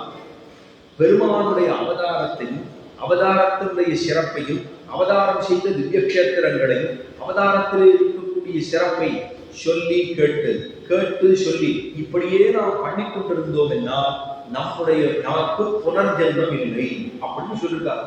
அதாவது இந்த பெருமாளுடைய அவதாரத்துக்கு அத்தனை ஒரு சிறப்பு என்று சொல்லுகிறார்கள். 4வது அத்தியாயத்திலே பகவானுடைய அவதார சிறப்பை சொல்லக்கூடியதான அந்த அத்தியாயத்தில் பகவத்கீதையிலே தானும் சொல்லுகிறான். எம்பெருமானுடைய அவதாரத்தையும் சிறப்பையும் ஆரெல்லாம் சொல்லுகிறார்களோ இனி புனர்ஜென்மம் இல்லை என்று சொல்லுகிறார்கள். அப்பேற்பட்ட மாயனை மண்வடமுறை மைந்தனை மேலே சொன்னா மைந்தன்னா மிடுக்கல் சொல்லிட்டே. இந்த மிடுக்கல் சொன்னா என்ன ஆச்சு? அவ அப்பா அம்மா அது வரைக்கும் சிறையிலே சிறைப்படுத்தப்பட்டிருந்தார்கள். தேவகிக்கும் வசுதேவரையும் 2 பேரையும் சிறை வச்சிருந்தான். ஆனா சிறை அந்த ராத்திரி ஆவணி மாதம் ரோகிணி திருநட்சத்திரம் முடிந்த உடனே ராத்திரி அந்த அட்டமி திதி வந்துருது. வந்த உடனே கண்ணன் பெருமான் பிறந்தான்னு சொன்ன உடனே என்னாச்சு? தந்த காலில் விலங்கர வந்து தோன்றிய தோன்றல்னு ஆழ்வார் பாசல் பாடுறான். தந்தை காலம் அந்த தாயாருடைய கால்களிலே இருந்ததான விலங்கு அருந்து போயிட்டு அன்னைக்கு ராத்திரி குழந்தை பிறந்த உடனே அது வரைக்கும் விலங்கு இருந்தது, கம்சன் போட்ட விலங்கு இருந்தது. ஆனா அந்த குழந்தை பிறந்த உடனேயே விலங்கு அருந்து போயிட்டு. இந்த இடத்துல ஒரு ஆச்சரியமான விஷயம் சொல்றா. நம்ம எல்லாருக்கும் குழந்தைகள்லாம் பிறந்ததுன்னா சம்சாரம் நீளுதுன்னு அர்த்தம் இல்லையா? நம்ம சம்சாரம் நீளுது, நம்ம குடும்பம் விருத்தியாயிடுது. ஆனா எம்பெருமான் பிறந்தவுடன் இந்த சம்சார பந்தமே அறுக்கும்படியாகவும் அவர்கள் காலிலே இருந்த விலங்கு அறுத்து போயிட்டு அப்படின்னு சொல்றாங்க. அத்தனை ஒரு பெருமை தந்தகாலில் விலங்குற வந்து தோன்றிய தோன்றது. நமக்கெல்லாம் பிள்ளை எப்ப பிறந்ததோ ஆச்சு பிள்ளை பிறந்ததுன்னு ஆசைப்படுவோம். ஆனா 20 வயசுக்கு அது படாத பாடு பத்தி நம்மளை ரொம்ப தொந்தரவு பண்ணா ஏன்டா இது இப்படி படுத்துது நம்மளன்னு சொல்லும் அளவுக்கு ஆயிடுவோம். அந்த அளவுக்கு இல்லாமல் எம்பெருமான் பிறந்து தந்தை காலிலே இருந்ததான தந்ததாயினுடைய விலங்கை எல்லாம் அறுத்து போந்தான். அப்படி இருக்கக்கூடிய மைந்தனை தூயவரணீர் யமனித்துறைவனை தூயவரணி அந்த யமனை எப்படி தூய்மையானதுன்னு சொல்றான். அது கருப்பா இருக்க யமனுக்கு போய் தீர்த்தம் ஆடுறதா தெரியும். அது தீர்த்தம் ரொம்ப வெளுப்பா இருக்காது. இப்ப நம்ம பக்கத்துலாம் கீழே மணல் இருக்கும், மேல பார்த்தோம்னா வெளுப்பா இருக்கும். சமயத்துல அப்படியே ஸ்படிக்கும் மாதிரி அப்படியே கீழே இருக்கிறது வரைக்கும் தெரியும், கூழாங்கல் வரைக்கும் தெரியும். ஆனா யமனையானது கருப்பா இருக்கும். தேர்தலை இதுக்காக கருப்பா இருக்குன்னா கண்ணன் ரொம்ப குளிச்சு அவரோட கருப்பெல்லாம் அதுல ஏறும். அத்தனை தூரம் கருப்பா இருக்காங்க. யமுனையா அவ்வளவு தூரம் சொல்றான். அது ஒண்ணு. மத்தொன்னு சொல்றா, அந்த அந்த அந்த யமுன தேர்தல பெருமாள் என்ன பண்ணுவாராம்? அதுல ஜலக்கிரீட பண்ணுவார். அதுல குளிப்பார். கோபிமார்கள்லாம் குளிச்சுட்டு இருப்பா. இவரும் குளிப்பார். குளிச்சா வாயிலிருந்து அந்த வாயில ஜலத்தை எடுத்து கொப்பளிப்பார். இவர்கள் கொப்பளிக்க அவர்கள் கொப்பளிக்க இப்படி கண்ணன் மாறி மாறி கொப்பளிச்சு பெருமானுடைய வாயிலேந்து வந்த தீர்த்தமோ இல்லையோ தூய்மை அப்படின்னு சொன்னான். எதுக்காக தூய்மைன்னு சொல்லணும்? பெருமாள் வாயிலேந்து வந்தா, நம்ம வாயிலேந்து வந்தா அசுத்தம். ஆனா பகவானுடைய வாயிலிருந்து வந்தது என்ன? அது ரொம்ப சுத்தமானது, பரிசுத்தமானது இல்லையோ, அதனால தூய்மைன்னு சொல்றான். மற்றொன்று, அந்த அந்த வசுதேவர் கரையில கூட வச்சுட்டு போனார் இல்லையோ, போகும்போது அந்த யமுனையானது விலக்கி கொடுத்தது. இவர் போறதுக்கு வழி விட்டுது. ஒரே பிரவாகமா வந்து வெள்ளம் அடிக்குது. அடிச்ச போது முதல்ல விலகி விட்டுது, இவர் போறதுக்கு வழி விட்டுது. அதனால ஒரு தூய்மை ஏற்பட்டது. பகவானே தப்பிச்சு போறதுக்கு வழி கொடுத்தது இல்லையோ, அதுக்கு ஒரு தூய்மை ஏற்பட்டது. மற்றொன்று சொல்றான், வெள்ளம் வேகமா இவர் போன போது திரும்ப வேகமா வந்துடுது. அவருடைய கூட வரைக்கும் போய் பெருமானுடைய திருவடிக்கு தொங்கிட்டு இருக்கோம். அந்த தொங்கர திருவடியில போய் அந்த ஜலம் பட்டுட்டு திரும்ப கீழே இறங்கிட்டான். பார்த்துட்டான், பயந்து போயிட்டார். இவ்வளவு ஜலம் வருதே நினைச்சா. ஆனா அது வரைக்கும் போய் பெருமானுடைய திருவடியை ஸ்பரிசித்து கீழிறங்கி திரும்ப அது வத்தி போயிடுது. அப்ப பெருமானுடைய திருவடியை ஸ்பரித்தபடியினாலே அதுக்கு ஒரு தூய்மை. அதனாலதான் தூய பெருமி யமுனை துறைவன். இந்த யமுனையில பெண்கள் இடைச்சிகள் எல்லாம் தீர்த்தமாடக்கூடிய பெண்கள் படும் துறையாக இருக்கின்றபடியினாலே யமுனை துறைவன் ஆள வந்தார்னு ஒரு ஆச்சாரியர் இருந்தார். ராமானுஜருக்கு மானசீக குருன்னு சொல்லப்படுகிறவர் ஆள வந்தார். எத்வதாம் குரு வித்யானம் வித்வஸ்தா சேஷகல்மஷா வஸ்துதாம் உபயாதோகம் யாமுனேயம் நமாமிதம். அவருக்கு யாமுனாச்சாரியர் நாதமுனிகள்னு ஒரு ஆச்சாரியர் இருந்தார். அவர் தான் 4000 திவ்ய பிரபந்தங்களையும் 3000-4000 ஆண்டுகளுக்கு இந்த 4000 திவ்ய பிரபந்தங்கள் இந்த சமூகத்தில் நடையாடவே இருண்ட காலமாக இருந்தது. ஆழ்வார்கள்லாம் புறப்பட்டு போனது பாடு 4000 பாசுரங்கள் எங்க இருக்குதுன்னே இல்லை. நாதமுனிகள்னு ஒரு ஆச்சாரியர் தான். வீரநாராயணபுரம் சிதம்பரத்துக்கு பக்கத்தில் இருக்கக்கூடிய வீரநாராயணபுரத்தில் காட்டுமன்னார்கோவில்னு பேர் இருக்கு. அந்த இடத்துல இருக்கக்கூடிய நாதமுனிகள் தான் இந்த பிரபந்தங்களை எல்லாம் நம்மாழ்வார்கிட்ட பிரார்த்தித்து பெற்றுக் கொடுத்தார். அவருடைய பேரனார் தான் யாமுனாச்சாரியர் பேர். அவர் இந்த நாதமுனிகள் வடக்க இதே பிருந்தாவனத்துல எழுந்தவர் இருந்து பெருமாளுக்கு கைங்கரியம் பண்ணி கொண்டிருக்கிற பொழுதுதான் இந்த குழந்தை இங்கே பிறந்தது, தெற்கு தேசத்துல பிறந்தது. ஆனால் அவருக்கு யமுனை துறைவர் யாமுனாச்சாரியனே பேர் வச்சார். அந்த தூயவரணி யமுனை துறைவர். இந்த யமுனை வேறல்ல, விரஜா தீர்த்தம் வேறல்ல, விரஜ வேறல்ல, விரஜ வைகுண்டத்தில் இருக்கு. இவர் இங்க வந்துட்டாரு இல்லையோ, அப்ப விரஜமானி ஒரு தீர்த்தம் பண்ணும் இல்லையோ, அதுதான் யமுனை. யமுனை தூயவரணி யமுனை துறைவனை ஆயர் குலத்தில் தோன்றும் அணிவிளக்கு. இடையர்கள் குலத்திலே வந்து தோன்றிய மங்களமான தீபம். ஆயர் குலத்திலே தோன்றும் அணிவிளக்கு. ஏன்னா பெருமாளையே அணிவிளக்குன்னு சொல்றோம்னா ஜாதூசி சங்கு சக்கர கதாதரா. பெருமாள் வந்து பிறந்தாரோ ஆவணி மாதம் ரோஹிணி நட்சத்திரத்துல அட்டமி திதியிலே வந்து பிறந்தானே. பிறந்த போதே பெருமாள் சங்கு சக்கரத்தோட தானா சின்ன குழந்தையா பிறக்கல. சின்ன குழந்தையா பிறந்தது தாமதம். கை கால் இந்த தாய் தகப்பனார்ட்ட இருக்கக்கூடிய விலங்குகள் எல்லாம் அருந்து வைத்து அருந்து போன உடனே பிரத்யட்சமா மகாவிஷ்ணுவாகவே சேவை சாதித்தார். அந்த தாயாருக்கு தகப்பனாருக்கு சேவை சாதித்த உடனே அவளுக்கு என்னன்னு தெரியல. என்ன குழந்தை இப்படியே இருக்குங்கிறா, இதோ பெருசா இருக்குங்கிறா, என்னதுன்னே அவளுக்கு புரியல. நமக்கே சில நேரத்தில் கனவு ஏற்றுதான் எங்க இருக்குமே புரியாது. அவளுக்கு நேர பெருமாள் வந்தது என்னன்னே புரியல. பார்த்துக்கிட்டா அதுக்கப்புறம் தான் சொல்றா, நீ இப்படி எல்லாம் இருந்தேன்னா அவளுக்கு பயம் வந்துடும். நீ தன்னை சுருக்கி கொள்ளு, ஒன்னையே சுருக்கி கொடு. சின்ன குழந்தையா போன தான் திரும்பவும் சின்ன குழந்தையா போக சங்கு சக்கர கதாதாரியாக எம்பெருமான் சேவை சாதித்தான். அந்த குழந்தை சின்ன குழந்தையா பிறந்தது இல்லையோ, 32 பல்வரிசையோட பிறந்தான். பிறந்த குழந்தைக்கு பல்லுமா திஜசந்திர சந்திரிகான்னு சொல்றான். 32 பல்வரிசையோடு பளபளன்னு இருக்கக்கூடிய பல்வரிசையோடு எம்பெருமான் தான் அவதரித்தான். பிறப்பு இல்லாதவன் தான் பிறந்தான். பெருமாள் ஒரு நாளும் பல புராணங்கள்ல இன்னாருக்கு பிறந்தாங்கெல்லாம் சரித்திரங்கள் எல்லாம் உண்டு. ஆனால் பகவானுக்கு இந்த இடத்திலே தான் பகவான் ஸ்ரீமன் நாராயணனே இங்கு பிறந்தான் அப்படிங்கிற சரித்திரம் இல்லை. அவனுடைய அவதாரங்களுக்கு பிறப்பு இல்லாதவன். உபனிஷத் வாக்கியம் சொல்லுது, அஜாயமானஹா பகுதா விஜாயதே. அஜாயமானன் பிறப்பு இல்லாதவன். தான் பகுதா விஜாயதே. ஜாயதேனா பிறக்கிறான் அர்த்தம். பகுதா பலபடிகளாக தானும் பிறக்கிறான். 1-2 பிறக்கல, பலபடிகளாக தானும் பிறக்கிறான். தன்னை தாழ விட்டுக் கொண்டு பிறக்கிறான். அஜாயமானஹா பகுதா விஜாயதே தஸ்ய வீரா பரிஜானந்தி யோனின்னு உபனிஷத் வாக்கியம் சொல்லுகிறது. நாராயணா பிரம்மா ஜாயதே, நாராயணா ருத்ரோ ஜாயதே, நாராயணா சர்வம் ஜாயதேனா எல்லாவற்றையும் தான் பிறப்பு, எல்லாவற்றுக்கும் பிறப்ப கொடுக்கிறார். நான்முகனை நாராயணன் படைத்தான். நான்முகனும் தான்முகமாய் சங்கரனைத்தான் படைத்தான். யான்முகமாய் அந்தாதிவேறு கருவித்தேன் ஆழ்வுகளை சிந்தாமம் கொள்வினீர் தேர்ந்து ஆழ்வார் திருவிஷி ஆழ்வார் தெரிவிக்கிறார். அத்தனை பெரும்படைத்தவன் மிடுக்குடையவனாக தான் அவதரிக்கிறான். அதாவது ஆயுர்குலத்தில் தோன்றும் அணிவிளக்கு. இந்த இடத்துல பகவத்கீதையில ஒரு ஸ்லோகத்தை சொல்றா, அஜோபிசன் அபியாத்மா பூதானாம் ஈஸ்வரோபிசன் பிரகிருதி ஸ்வாம் அதிஷ்டாய சம்பவாம் ஞாத்தமாயா. அஜோபிசன் அப்படின்னா பெருமாளே சொல்றது. அவதார ரகசியத்தை சொல்றபோது சொல்றார். 4வது அத்தியாயம் எல்லாரும் 6 பகவத்கீதை இருக்கும், போயிட்டு பார்க்கலாம். 4வது அத்தியாயத்திலே 6வது ஸ்லோகமாக சொல்லுகிறார், அஜோபிசன் அவ்யாத்மா பூதானாம் ஈஸ்வரோபிசன். எல்லா இடத்தையும் சொல்றார். அஜோபிசன் அப்படின்னா பிறப்பற்றவன். மற்றொன்று சொல்றார் அவ்யாத்மா அழிவில்லாதவன். பூதானாம் இந்த பூதங்களுக்கு நடுவே தானும் ஈஸ்வரனா. அஜோபிசன் அவ்யாத்மா பூதானாம் ஈஸ்வரோபிசன் பிரகிருதி ஸ்வாம் அதிஷ்டாய தான் தன்னுடைய சங்கல்பத்தினாலே தான் சங்கல்பம் பண்றான், நான் பலவடிகளாக பிறக்க கடவே அப்படின்னு நம்ம சொன்னோம்னா நம்ம உடனே பலவடியா விழுந்துருமா? நமக்கெல்லாம் சங்கல்பமே கிடையாது.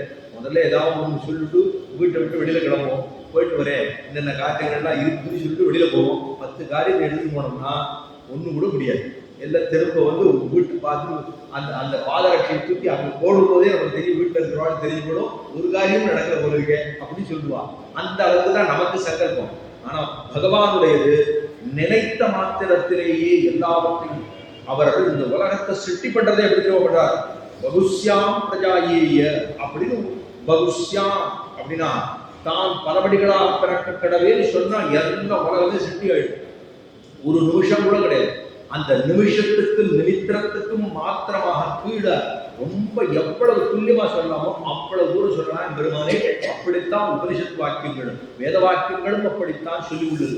அதைத்தான் சொல்றா.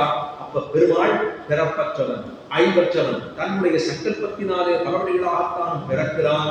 என்னை பத்தி ஆறு சொல்றாளோ, நான் பிரகிருதிக்குள்ளே, இந்த பிரகிருதிக்குள்ளே பஞ்சபூதங்களுக்கு நடுவே நான் என்னுடைய சங்கல்பத்தினாலே வந்து பிறக்கிறேன், மங்கள தீபமாக பிறக்கிறேன்.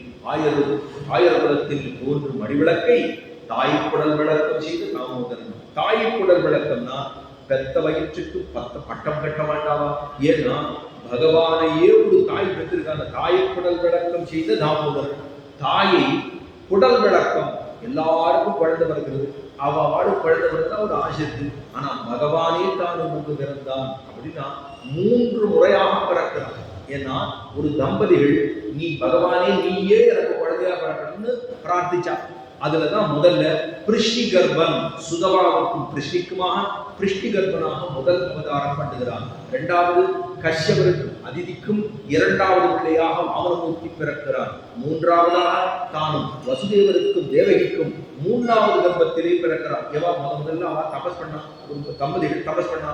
தபஸ் பண்ணோட பெருமாள் பிரத்யட்சமா வந்த உடனே என்ன வேணும் அப்படின்னு கேட்டா, எனக்கு ஒண்ணு வேண்டாம், நீ எனக்கு 3 ஜென்மாவா பிறக்கணும்னு பிரார்த்திச்சுட்டான். அந்த பிறவி எடுத்துதான் அதிதிக்கும், அதாவது பிருஷ்டி கர்ப்பனா, முதல்ல பிருஷ்டி கர்ப்பனா, 2வது அதிதிக்கும் கஷ்யபருக்குமாக வாமனமூர்த்தியா, 3வது நான் பிறந்தது வசுதேவருக்கும் தேவகிக்குமா.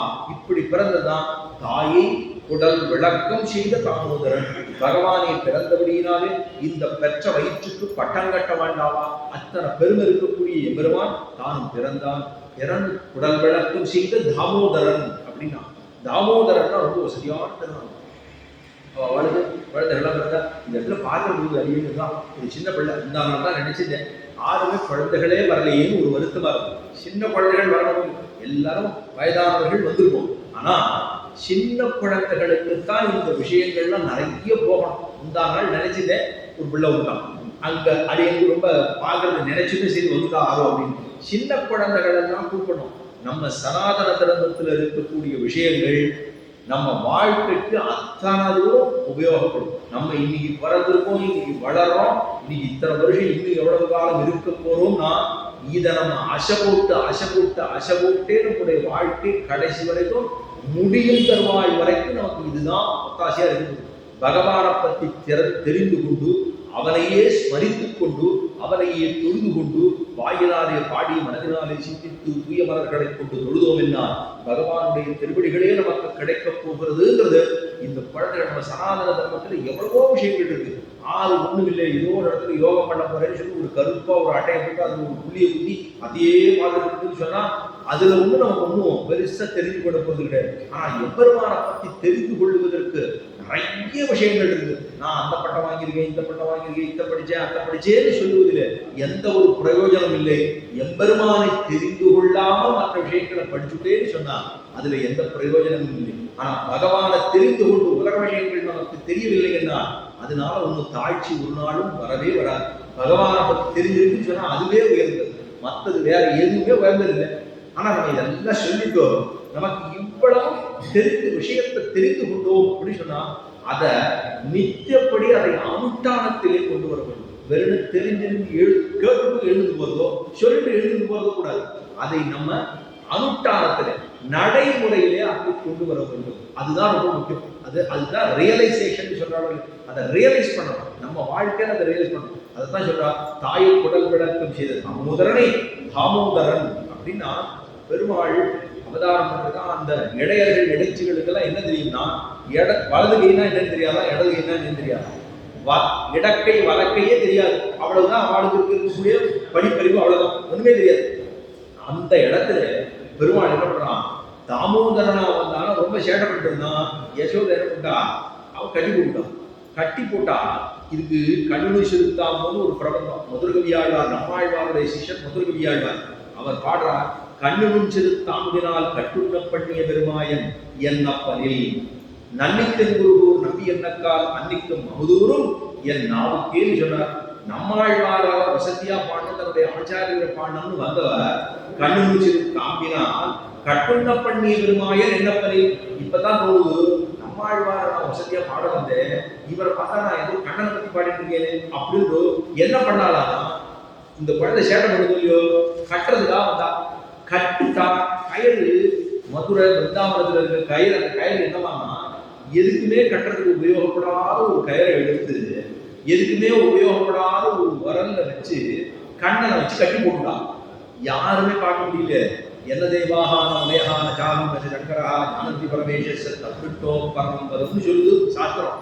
என்ன தேவாகா நம்முடையா அப்படின்னு, என்ன நானும் பார்த்ததில்லை, என் பிள்ளையும் பார்த்ததில்லை, யாருமே பார்த்ததில்லைன்னு பிரம்மாவே இருக்காரு. என்ன தேவா நம்முடையா நச்சா நச்ச சங்கரா ஜானந்தி பரமேஷ தப்பிட்டோ பரம்பதம்னு விட்டுவனுடைய பரம்பதம் இருக்கு. நானும் பார்த்ததில்லை, என் பிள்ளையும் பார்த்ததில்லை, யாருமே பார்த்ததில்லைன்னு பிரம்மா சொல்லிட்டு இருக்காரு. ஆனா ஒரு யசோதை பகவானை கயிறு போட்டு கட்டுறான். கயிறு போட்டு கட்டுறான்னா அது சாதாரண ரொம்ப வசதியான கயிறு இல்லை, சும்மா முடிச்சு போட்டு இருக்கு. அதுதான் கண்ணி நுண் தாம்பினால் கட்டுண்ண பண்ணிய பெருமாயன். ரொம்ப முடிச்சா இருக்கிற கயத்தை கொண்டு எம்பெருமானை கட்டுகிறாள். தாமம்னா கயிறு, உதரபந்தம் அப்படின்னா இடுப்பு. இந்த தாமத்தாலே கயிற்றினாலே உதரபந்தத்துல போட்டு கட்டுறது, அதுக்குதான் தாமோதரன் அப்படின்னு பேர். தாமோதரன் சொன்னா எத்தனை எளிமை. பெருமாளை ஆறாலும் கட்ட முடியும், பெருமாளை போய் கட்ட முடியும், கட்ட முடியாது. சன்னிதியில பெருமாள் இருக்காரு, நான் வந்து நீ பெருமாளை கட்ட போறேன், தாமோதரன் பேர் இருக்கு அப்படின்னு சொன்னா போயிடுவாருன்னு சொல்லுவோம். அதெல்லாம் பண்ண மாட்டான். பெருமாளை போய் தொடக்கூட முடியாது. அர்ச்சக சுவாமி இருந்தாலே அந்த பெருமை உண்டு, அது பண்ண முடியாது. ஆனா பெருமாள் நேர சாட்சாது விட்டுவே கேள்வி பிறந்திருக்கான். அவனை கயத்தை போட்டு கட்டுறான். கயத்தை போட்டு கட்டுறது கூட வசதியான கயிறு இல்லை, ஒரு தங்கத்தில் ஒரு கயிறு போட்டுருந்தா கட்டினா அப்படின்னு சொல்லலாம்னா ரொம்ப கட்டமா இருக்கும். அதுல முடிச்சுன்னா 1000 முடிச்சு, அந்த முடிச்சிருக்கிற கயிறை போட்டு கட்டினா எவ்வளவு சிரமமா இருக்கும். அப்ப பெருமாள் அதை வச்சு கட்டினோம்னு பெருமாள் திரும்பி எங்கேயும் பெருத்துக்கிறார், பெருசா போட்டார். ஒரு சாதாரண இடைச்சி என்னோட இடுப்புல வந்து கயிறை போட்டு கட்டுறதா நான் யார் தெரியுமா அப்படின்னு பெருமாளுக்கு சுவாதந்திரியம், பகவானுக்கு இருக்கக்கூடிய சுவாதந்திரியம் இருக்கு. நிரங்குஷ சுவாதந்திரியம் தான், அடக்குவார் இல்லாத நம்மளுக்கு எத்தனை சுவாதந்திரியம் இருக்குமா அப்படிங்கிற அகங்காரம் என்ன போல உண்டா அப்படிங்கிற போது நம்மள பல இடங்கள்ல சொல்ல இல்லையா.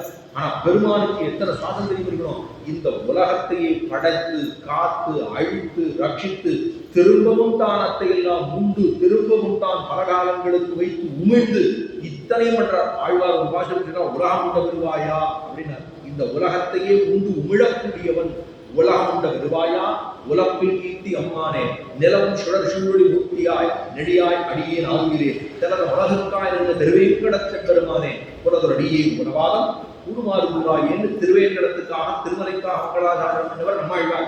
அந்த நம்மாழ்வாருடைய முதல் பாசுரத்திலே 5ஆம் 10 திருவாய்மொழியிலே எடுத்து வாசிக்கலாம். 5ஆம் 10 அதாவது 6வது 10 10ஆம் பதிகம் 6 10 6வது 10 600 பாசுரங்கள் கொண்டது. அந்த 500லேருந்து ஆரம்பிச்சு 600 பாசுரங்கள் இருக்கும். அந்த 600 பாசுரங்களுக்குள்ளே கடைசி பதிகம் 10 பாசுரங்கள் இருக்கக்கூடிய இடத்துல முதல் பாசுரம் உலகம் வருவாயா அப்படின்னு பாசுரம் இருக்கு. அத்தனை தூரம் இருக்கக்கூடிய எம்பெருமான போய் ஒரு யசோதை கட்டுறான்னா அவர் உடம்பு பெருத்துட்டார். பெருத்துட்டு கொஞ்ச நேரம் பார்த்தா நான் யார்கிட்ட கட்டுப்படுறேன், எங்க அம்மா தானே என்ன கட்டுறா, சரி கட்டு போட்டோம் அப்படின்னு உடம்பு சிரித்துட்டாரா. முதல்ல பெருத்துட்டா அப்புறம் திரும்ப சிரித்துட்டார். சிரித்துட்ட உடனே முதல்ல கட்ட முடியாம போச்சு. இப்ப ஒண்ணு 4 கண்ணன் இருந்தா கூட கட்டலாம் போல அவ்வளவு பெருசா போயிடுது. அப்ப ஒண்ணுக்குமே பிரயோஜனம் இல்லாத ஒரு உடலிலே ஒண்ணுக்குமே பிரயோஜனம் இல்லாத ஒரு கயற்றை கொண்டு கட்டினார் அப்படின்னா அதுக்குதான் தாமோதரன். இந்த எளிமையை பத்தி நம்மாழ்வார் பாசுரம் பாடினார். 10 அடியவர் எளியவன் பிறர்களுக்கரிய வித்தான். பக்தி உடைய பக்தர்களுக்கு அவன் ரொம்ப எளியவன். பிறர்கள் அப்படின்னு சொன்னா பக்தி இல்லாதவர்களுக்கு அரியவன். நான் பெருமாளை பார்க்க முடியல, சேவிக்க முடியல சொல்றாடோ அவளுக்கெல்லாம். ஏன்னா பக்தி இல்லை, அதனால பகவானை சேவிப்பதற்கு பிரார்த்தனை ஏற்படவில்லை. பக்தி இருந்ததுன்னா பத்துடை அப்படின்னா பக்தி உடை அப்படின்னு அர்த்தம். பத்துடை அடியவருக்கு எளியவன், பிறர்களுக்கு அரிய வித்தகம். பிறத்தியாருக்கு கண்டு முடியாது. அப்ப தாமோதர விருத்தாந்தத்தை சொன்னாள்.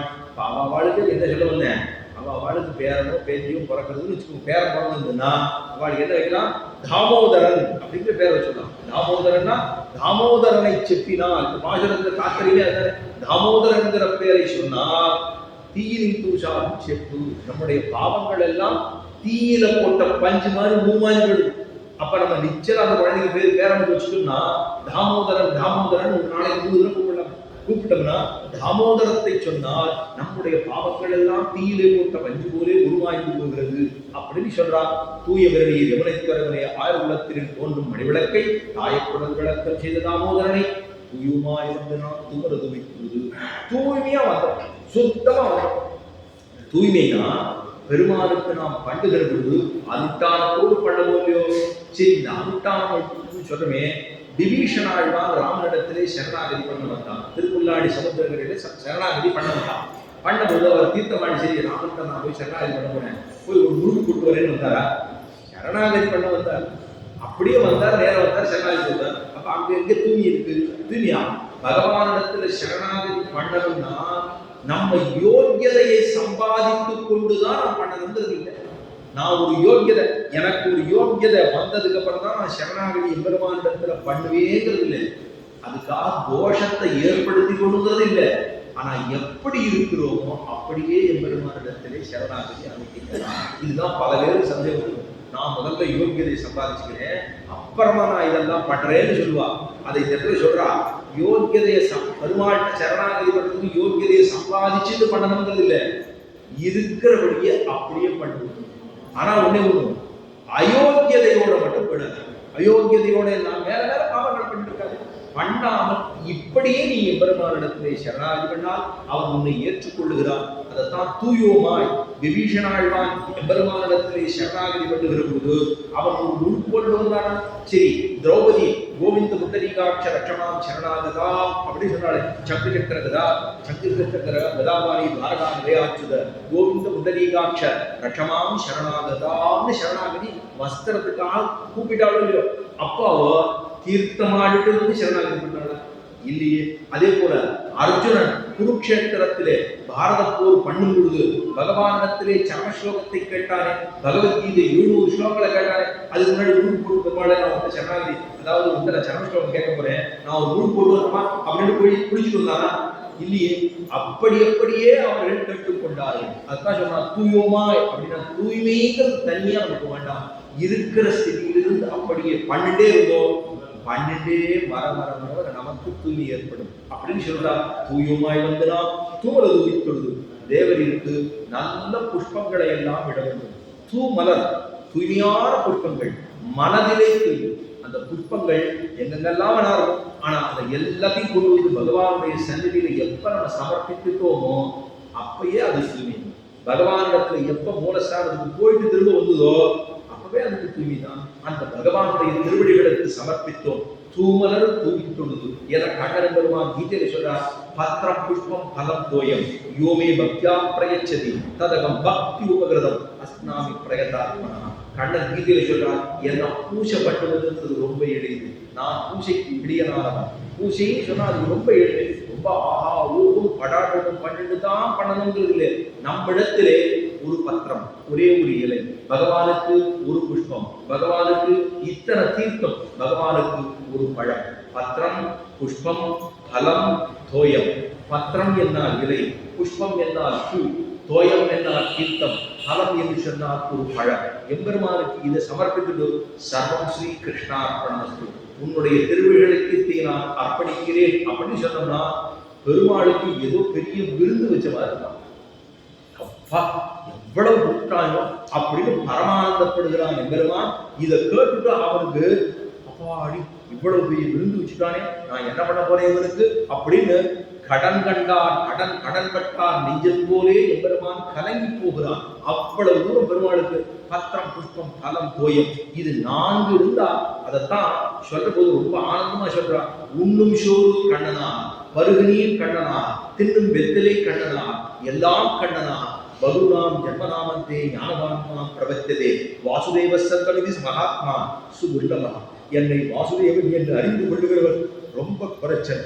பகுநாம் ஜன்மநாமந்தே, என்னை எத்தனையோ ஜன்மங்களுக்கு பிற்பாடு இந்த லோகத்திலே வந்து பிறக்கிறார்கள். பகுநாம் ஜன்மநாமந்தே ஞானவான்மாம் பிரபத்ததே, அவன் எப்போ ஒருத்த ஞானவானா இருந்தானோ, என்னை இவன் முழுதாக ஒருவன் தெரிந்து கொள்ளுகிறானோ அவனே ஞானவானாக இருக்க முடியும். அப்படிப்பட்ட ஞானவான்கள் ரொம்ப அரிதிலும் அரிது, துர்லபத்திலும் துர்லபம். பல ஜென்மங்களுக்கு பிறப்பாடு இந்த ஜென்மாவை எடுக்கிறான். ஆனா என்னை பற்றி தெரிந்து கொள்ளுகிறவன் ரொம்ப அரிதாக இருக்கிறான். வாசுதேவன் சொல்லக்கூடிய ஆறான் முருகன் கிடைப்பனான்னு எம்பெருமான் தானும் ரொம்ப வருத்தப்பட்டுதான் தான் தெரிந்து போனார் பரவலது. அது சொல்லி முடிச்சு கொஞ்ச நாளுக்குள்ளாகவே நம்மாழ்வார் வந்து தோன்றினார் கண்ணனுடைய அவதாரமாகவே. கிருஷ்ணாவதாரம் எப்படியோ கண்ணனுக்கு கிருஷ்ணாங்கிற திருநாமம், நம்மாழ்வாருக்கு கிருஷ்ணா தத்துவ ஜென்மங்கிற திருநாமம். கிருஷ்ணா தத்துவம் அப்படின்னா எம்பெருமானுடைய பக்தி, கிருஷ்ண பக்தியாகவே உருக்கொண்டு அவதரித்தவர் நம்மாழ்வார்னு சொல்றோம். அத்தனை பெருமை. தூமலர் துவித்தொழுது வாயினால் பாடி, வாயாலே பாடவனும், வாய் கொடுத்ததுடைய பிரயோஜனம் வாயாலே எம்பெருமானை பாடவனும், மனது கொடுத்ததுடைய பயன் மனதாலே எம்பெருமானை சிந்திக்க வேணும், கை கொடுத்ததுடைய பலம் அவனை தொழ வேண்டும். அததான் அஞ்சலி பரமாமுத்ரா க்ஷிப்ரம் தேவப்பிரசாதினின்னு சொல்வார்கள். அஞ்சலி அப்படின்னா கை கொடுத்ததுடைய பயன் என்ன? அது கை தொழ வேண்டும், எம்பெருமானை கை கொண்டு தொழ வேண்டும். தொழுதா என்ன ஆதான்? பெருமான் அப்படியே நீர்பண்டமாக உருகி போயிடுறாங்க. பெருமாட்ட போய் கையை கூப்பிட்டோம் அப்படின்னு கையை கூப்பிட்டோம்னு சொல்ல, பெருமாள் நீர்பண்டமா உருகியே போயிடுறான். பெருமாள் எப்படி உருவார் அப்படின்னா, இவன் கையை கூப்பிட்டாலே நான் என்ன பண்ணுவேன். ஸ்ரீரங்கத்துல வடக்கு வாசலுக்கு தெற்கு வாசலுக்கு, வடக்கு வாசல்ல தாயார் சந்தி இருக்கு, தெற்கு வாசல்ல பெருமாள் சந்தி இருக்கு. வடக்கு வாசலே இப்படி போவான். ஏன்னா ஸ்ரீரங்கத்துல வடக்கு உத்தர வீதியிலிருந்து தெற்கு உத்தர வீதிக்கு குறுக்க போயிடலாம். போகும்போது என்ன பண்ணுவாங்கன்னா, முன்ன நாள் இப்பெல்லாம் போக முடியாது இல்லை, முன்ன நாள் போகும்போது என்ன பண்ணுவாங்கன்னா, பாதுகாக்க காலில் செருப்பு போட்டுருப்பான். போட்டா உள்ளுக்குள்ள போக முடியாது இல்லையோ, அதனால ஒரு தனியா ஒரு பையில போட்டுட்டு கையில எடுத்துட்டு போடுவா, குறுக்க போடுவா. தாயார் சந்தி ஒரு கையில பை இருக்கும், ஒரு கையில என்ன இருக்கு, காலில் போட்டுக்கிறது இருக்கு, மற்றொரு கைய ஒத்த கையால தாயார் சந்தி இப்படிப்பான். ஒத்த கையால போட்டு செய்யக்கூடாது, 2 கையை போட்டுதான் தொடரும். 2 கை இருக்கோ, இப்போ ஒத்த கையால தொடுத்தோம்னா இது என்னதுன்னு தெரியாது. இப்படி இப்படி இப்படிதான் என்ன இருக்கும், அது சரியில்லையோ. 2 கை கொண்டுதான் எம்பெருமானை தொழ வேண்டும். அப்ப இப்படி தொடுவதுங்கிறது கொஞ்சம் கலங்கமானது, ஒரு நல்லதில்லை. ஆனால் தாயாருடைய திருவுள்ளம் கலங்கிப்படுதான். என்னை இவன் ஒத்த கையால சேமிச்சுட்டானே, இதுக்கு நான் என்ன பண்ணணும் அப்படின்னு தாயாருக்கு ரொம்ப கஷ்டமாப்படுதான். அவன் என்ன பண்ணிருக்காளா, அப்படி தலையை பிடிதான் தாயார் இருக்காளா. இதை பராசரப்பட்டதுக்கு ஒரு ஆச்சாரிய சொல்றா, இவன் ஒத்த கையால தொழுதுட்டானோ இல்லையோ, பிராட்டிக்கு வெக்கம் வந்தது, என்ன பண்ணணும்னு தெரியலையே, வெக்கம் வந்துதான் தலையை முடிஞ்சுட்டு இருக்காளாம். பிராட்டி தலை முடிஞ்சுட்டு இருக்கிறது இப்படி ஒரு அர்த்தம் சொல்றார் பூர்வாச்சாரியர்கள்.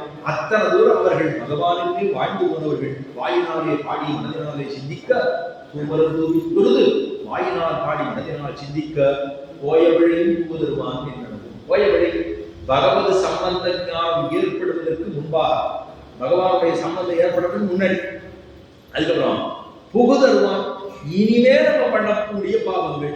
அப்படின்னா என்ன அர்த்தம்? முன்னாடி பகவானுடைய சம்பந்தம் கிடைக்கிறதுக்கு முன்னாடியே பாவங்கள்லாம் பண்ணிருக்கோம். பகவானுடைய சம்பந்தம் செஞ்சதுக்கு அப்புறமும் பாவங்கள்லாம் வந்துடும். பஞ்சபூதங்களோடு பாஞ்சபூதிகளோடு இருக்கிற அப்படின்னாலே வந்துடும். அப்ப தூமலர் தூவி தொழுது வாயினால் பாடி மனதினால் சிந்திக்க போயவழியும் புகுதல்வார் என்னும் இந்த பிழையெல்லாம், இந்த பாவங்கள் எல்லாம் நமக்கு எப்படி போடுதான்னா, தாமோதரன் அப்படிங்கிற ஒரு திருநாமத்தை சொல்லுவதன் மூலமாக நமக்கு எல்லா பாவங்களும் போகிறது அப்படின்னு சொல்லி முடிக்கிறார் இந்த 5வது பாசுரத்தாலே. அடுத்தது ஸ்ரீரங்க மகாத்மியத்தை சொல்லணும். ஆனா இன்னைக்கு கொஞ்சம் நாள் யாருது சொல்லி முடிச்சுறேன். திருமந்திரத்தை சொல்லிக்கொண்டே இருந்தால் பிரம்மா சொல்லிட்டு இருந்தா, அதுவே அந்த மந்திரமா, அந்த மந்திரத்துக்கு மூலமந்திரம் எதுக்கு, திருமந்திரத்தை மூலமந்திரம்னு சொல்றோம். இவ்வளவு சொல்லிட்டு இருந்தா, அப்பதான் நம்முடைய நாரத மகரிஷியே சொல்றார், சிவபெருமான் சொல்றார், ஆஹா சுனந்தர் சொன்னேன். அதாவது பகவான் சொல்றார், பிரம்மாவிட்ட பார்த்து சொல்றார், உம்முடைய கருத்தறிந்து என் விக்கிரகத்தையும் விமானத்தையும் உமக்கு கொடுத்தேன். இதெல்லாம் ஷீராப்தியிலிருந்து திருப்பார்கடலிருந்து அந்த விமானம் பெறப்பட்டார் பிரம்மா. பிரம்மாவுக்கு கிடைச்ச உடனே உனக்காகத்தான் எனக்கு கொடுத்தேன், நீ என்னை இவ்விமானத்திலேயே பூஜிப்பீராக, இந்த விமானத்தை கொண்டே பூஜை பண்ண வேண்டும் என்று சொல்ல, என்னை தினந்தோறும் பஞ்சகால பராயணர்களாக இருந்து பூஜிப்பவனுக்கு நான் மோட்சத்தையே கொடுக்கிறேன். பெருமாள் என்ன சொன்னார், இந்த விமானத்தை வச்சுட்டு நீ பஞ்சகால பராயணங்கள், பஞ்சகாலம் தான் 5 காலம், 5 காலம் பூஜைன்னு சொல்லுவோம் இல்லையா, கோயில சொல்லுமா இல்லையா, அதுதான் பஞ்சகாலம். பஞ்சகாலம்னு சொல்லுவான். அபிகமனம், உபாதானம், இஜ்யா, சுவாத்தியாயம், யோகம் அப்படின்னு 5 காலம் இருக்கு. ஒரு நாளைக்கு 60 நாழிகை, 60 நாழிகை இந்த நாள் கணக்கு 60 நாழிகைன்னு சொல்றோம். இந்த 60 நாழிகை ஒரு நாளைக்கு 24 மணி நேரம்னா இந்த 60 நாழிகையே பிரிக்கலாம். 12 5 60. ஒரு நாளைக்கு 12 நாழிகை அதை வச்சுட்டோம்னா 5 12 60 நாழிகை வந்து இந்த 60 நாழிகையில பகவானுக்கு பூஜை பண்ண வேண்டும். இப்படி பண்ணணும். கடைசியா யோகம்னு அந்த நம்ம ஒவ்வொருத்தரும் தூங்கக்கூடிய நேரம் யோகம்னு சொல்றோம். பஞ்சகால பராயணர்களாக இருந்து அபிகமனம், உபாதானம், இஜ்யா, சுவாத்தியாயம், யோகம் அப்படின்னு 5 காலங்களாக பிரித்து எம்பெருமானுக்கு பூஜை பண்ணினோம்னா எம்பெருமான் நமக்கு மோட்சத்தையே கொடுக்கிறான் அப்படிங்கிற அந்த ஒரு பெருமை இந்த ஸ்ரீரங்க விமானத்துக்கு உண்டு. மேலே சொல்றார், இந்த சாஸ்திரங்களிலே என்னுடைய ஆச்சாரத்தை யாரெல்லாம் சேவிக்கிறார்களோ அவர்களுக்கு எல்லா விதமான நன்கதியையும் நான் அவர்களுக்கு கொடுக்கிறேன்.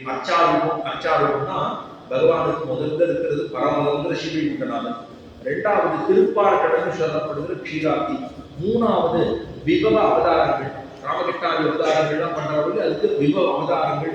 அடுத்தது நமக்குள்ள ஒவ்வொருத்தருக்குள்ள இருக்கக்கூடியதான அந்தர்யாமி, உள்ளுக்குள்ள அந்தர்யாமினா உள்ளுக்குள்ள இருக்கக்கூடிய பகவான், அதுக்கு அந்தர்யாமி பேர். 5வது தான் அர்ச்சாவதாரம்னு சொல்லப்படுகிற ஸ்ரீரங்கம் தொடக்கமாக இருக்கக்கூடிய திருத்தலங்கள். அந்த திருத்தலங்களுக்கெல்லாம் அர்ச்சாவதாரம்னு பேர். ரொம்ப எளிமையாக பெருமாள் சின்ன சிலருமா பெருமாள் இருக்கார், அதுதான் அர்ச்சாவதாரம் என்று பேர். இதிலே முக்கியமா ஸ்வயம்பக்த கஷேத்திரங்களை பற்றி சொல்றார். என்னுடைய ஸ்வயம்பக்த கஷேத்திரங்களாக இருக்கக்கூடிய ரங்கம் அப்படின்னு முதல்ல ரங்கம். அதுக்கப்புறம் மேலே சொல்றார் ஸ்ரீமுஷ்ணம் விருத்தாச்சலம் பக்கத்தில் இருக்கு. பூவராக சுவாமியாக பெருமாள் இருக்கார். அந்த இடத்துல மூலஸ்தானத்தில் ஒரே திருமூர்த்தி, மூலஸ்தானத்தில் ஒரு மூர்த்தி சின்னவரா இருப்பார், ஆனா மிடுக்க அப்படி இருப்பார். அவரை பார்த்தோம்னா இவர் பூமியே நிச்சயமா உத்தரவு பண்ணிருப்பாரு அந்த மிடுக்கு தோற்றும்படியாக இருப்பார். சின்னவரா தான் இருப்பார், ஆனா பார்த்தோம்னா அத்தனை மிடுக்க இருப்பார். ஸ்ரீமுட்டம் வராக பெருமாளுடைய க்ஷேத்திரம், வேங்கடாத்ரி அதாவது திருமலை என்று சொல்லப்படுகிற க்ஷேத்திரம், ஷாலங்கிராமம், முத்திநாத்னு சொல்லப்படுகிறதான நேபாள தேசத்தில் இருக்கு. அது நைமிஷாரண்யம் உத்தரப்பிரதேசத்தில் இருக்கு. நைமிஷாரண்யம் ஸ்ரீமத் பாகவத சுகாச்சாரியர் பல காலம் இருந்து அத்தனை தூரம் பிரவர்த்தகம் பண்ணினார். தோதாத்ரி வானமாமலைக்கு தான் தோதாத்ரி பேர். வானமாமலை 4 பேர், அது ஸ்வயம்பக்த க்ஷேத்திரம். அதுக்கப்புறம் புஷ்கரம் வடக்கு இருக்கு. புஷ்கரம் தீர்த்தமாக இருக்கான். பெருமாள் தீர்த்த ரூபியாக அங்கே சேவை சாதிக்கிறார். பத்ரிகாசிரமம். இந்த திவ்ய க்ஷேத்திரங்கள்லாம் ஸ்வயம்பக்த க்ஷேத்திரங்கள் என்று சொல்லப்படுகிறது. ஸ்வயமாக ஏற்பட்ட க்ஷேத்திரங்கள் என்று சொல்லப்படுகிறது. இதெல்லாம் இதை பத்தி சொல்லியிருக்கார். ஸ்வயம்பக்த க்ஷேத்திரங்களாக 8 இருக்குங்கிறத சொல்லி முடிக்கிறார். இதோடு இது இருக்கட்டும். ஏன்னா நாளைக்கு வெளியில போகப்படியா இருக்கிறதுனால சொல்கிறேன். ஆழ்வாரை பற்றி சொல்லணும்னா அடுத்தது திருவழிசி ஆழ்வார். ஆழ்வார்களுக்குள்ளே 4வதாக அதே துவாபர யுகத்திலே அவதரித்திருந்தவர். அவருடைய கனியனான சக்கரத்தினுடைய அம்சமாக அவதாரம் பண்ணினவர். அவரைத்தான் மகாயாம் மக்கரே மாசே சக்கராம்சம் பார்கவோத்வோம் மைசார பராதீசம் பக்திசார மகம்பஜே என்று மக நட்சத்திரத்திலே தை மாதத்திலே மக நட்சத்திரத்திலே அவதரித்தவர் திருவழிசி ஆழ்வார். திருவழிசிங்கிற க்ஷேத்திரம் சென்னப்பட்டவர்களுக்கு அங்க இருக்கக்கூடிய திருவழிசியிலே அவதாரம் பண்ணவர் திருவழிசி ஆழ்வார். அந்த திருவழிசி ஆழ்வார் ஆளுக்கும் கனகாங்கின்னு சொல்லப்படுகிற ஒரு தேவஸ்திரீக்குமாக பார்கவ முனிவருக்குமாக அவதாரம் பண்ணவர் தான் திருவழிசி ஆழ்வார். அந்த திருவழிசி ஆழ்வார் எல்லா மதங்களிலும் இருந்தார். ஸ்ரீ வைஷ்ணவன், அதாவது அவர் தான் வைஷ்ணவ மதத்திற்கு வருவதற்கு முன்பாக சாக்கியம் கற்றோ, சமரம் கற்றோ, ஆக்கிய சங்கரனோடு ஆராய்ந்தோ, பாக்கியத்தால் செங்கட்கரியானை பெற்றோம். கடைசியா சொல்றார், தான் செங்கட்கரியானை பெற்றது எப்பன்னா சங்கர எல்லா விதமான மதங்களில் இருந்தும் கடைசியா பேயாழ்வார், இதுக்கு முன்னாடி சொன்னது பேயாழ்வார், அந்த முதலாழ்வார்களுக்குள்ளே முன்பாக இருந்த பேயாழ்வாருடைய அனுக்கிரகத்தாலே தானும் செக்கட்டரியானை பெற்றோம் என்று இருந்தவர் ரொம்ப சத்தியான ஆழ்வார்.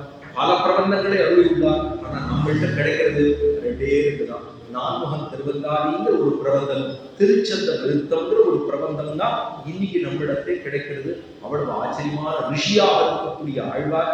அவருக்கு காஞ்சிபுரத்துக்கும் அவருக்கு சயன பெருமாளுக்கும் ரொம்ப அவருக்கு சம்பந்தம் உண்டு. அதெல்லாம் மற்றொரு சமயம் சொல்லும்போது, அதாவது கிடைக்கும் போது சொல்றேன். இப்போ விதுர நீதி, அதுல ஒரு ஸ்லோகத்தை மாத்திரம் விண்ணப்பம் பண்ணு. நேற்றுக்கு சொல்லியிருந்தேன், விதுர நீதியிலே 6 பண்டிதன் அப்படின்னு சொல்லியிருந்தேன். அந்த பண்டிதத்துல மற்றொரு, இதெல்லாம் உத்தியோக பர்வத்திலே, மகாபாரதத்திலே உத்தியோக பர்வத்திலே, பிரஜாகர பர்வம் உப பர்வத்தில் சொல்லப்பட்ட விஷயம். அது சொல்றா, எஸ்ய கிருதன்ன ஜானந்தி மாத்திரம்பா மந்திரிதம் தரே கிருதமேவாஸ்ய ஜானந்தி சபை பண்டித விஷயத்தை சொல்றேன். எஸ்ய கிருதம் ந ஜானந்தி, கிருத்தியம் ந ஜானந்தி, மாத்திரம்பா மந்திரிதம் தரே கிருதமேவாஸ்ய ஜானந்தி சபை பண்டித விஷயத்தை. ஒரு பண்டிதன்னா எப்படி இருக்கணும்னா, எஸ்ய கிருத்தியம் ந ஜானந்தி, அவன் என்ன சென்று கொண்டிருக்கிறான், ஒரு காரியத்தில் ஈடுபட்டு இருக்கிறானா, அந்த காரியம் ஈடுபட்டு இருக்கிற வரைக்கும் வெளியில யாருக்குமே எந்த விஷயம் தெரியக்கூடாது. அவன் பண்டிதன். ஒரு விஷயத்தை பண்ணிட்டு இருக்காருன்னா அந்த விஷயத்துல உலகத்துக்கு முதல்ல சொல்ல முடியாது. முதல்ல என்ன பண்றோமோ அது ரகசியமாக இருக்க வேண்டும். எஸ்ய கிருத்தியம்னு ஜானந்தி, ஒரு விஷயத்தை பண்ணி கொண்டிருக்கிறான் என்று சொன்னால் அந்த விஷயம் வெளியிலே தெரியாமல் எவன் நடந்து கொண்டிருக்கிறானோ அப்படின்னா என்ன, அடக்கமா இருக்கணும். இந்த அடக்க சுபாவத்தோடு இருக்கக்கூடிய ஒருவனை தான் பண்டிதன் என்று சொல்லுகிறோம். அடுத்து சொல்றார், மந்திரமா மந்திரிதம் தரே. அடுத்து எந்த வழியில அவன் பண்றான். மந்திரமா மந்திரிதம்னா எந்த வழியில, ஒரு முறை இருக்கும், ஒரு ப்ராசஸோட தான் பண்ணுவோம். அந்த ப்ராசஸ் என்ன பண்றாங்கிறது அவங்களுக்கு தெரியக்கூடாது. இன்னைக்கு எல்லா இடத்திலும் ஒரு நிறுவனங்கள்ல இங்க என்ன நடக்கிறதுன்னு அடுத்த வாரம் தெரியாது, அடுத்த வாரம் பண்றது இவாளுக்கு தெரியாது. அப்படின்னா இதெல்லாம் எங்க எடுத்துருக்கா, விதுரணியிலிருந்து எடுத்துருக்கா. அப்படின்னா ஒருத்தர் பண்ற விஷயங்கள் அடுத்தவர்களுக்கு தெரியும். அவனுக்கு தெரியணுங்கிற அவசியம் இல்லை. அவன் நமக்கு ஏதாவது நல்லது பண்ணலாம், இல்ல வேற ஏதாவது பண்ணலாம். அப்ப அது நமக்கு பெரியவர்களுக்கு தெரியணுங்கிற அவசியம் இல்லை.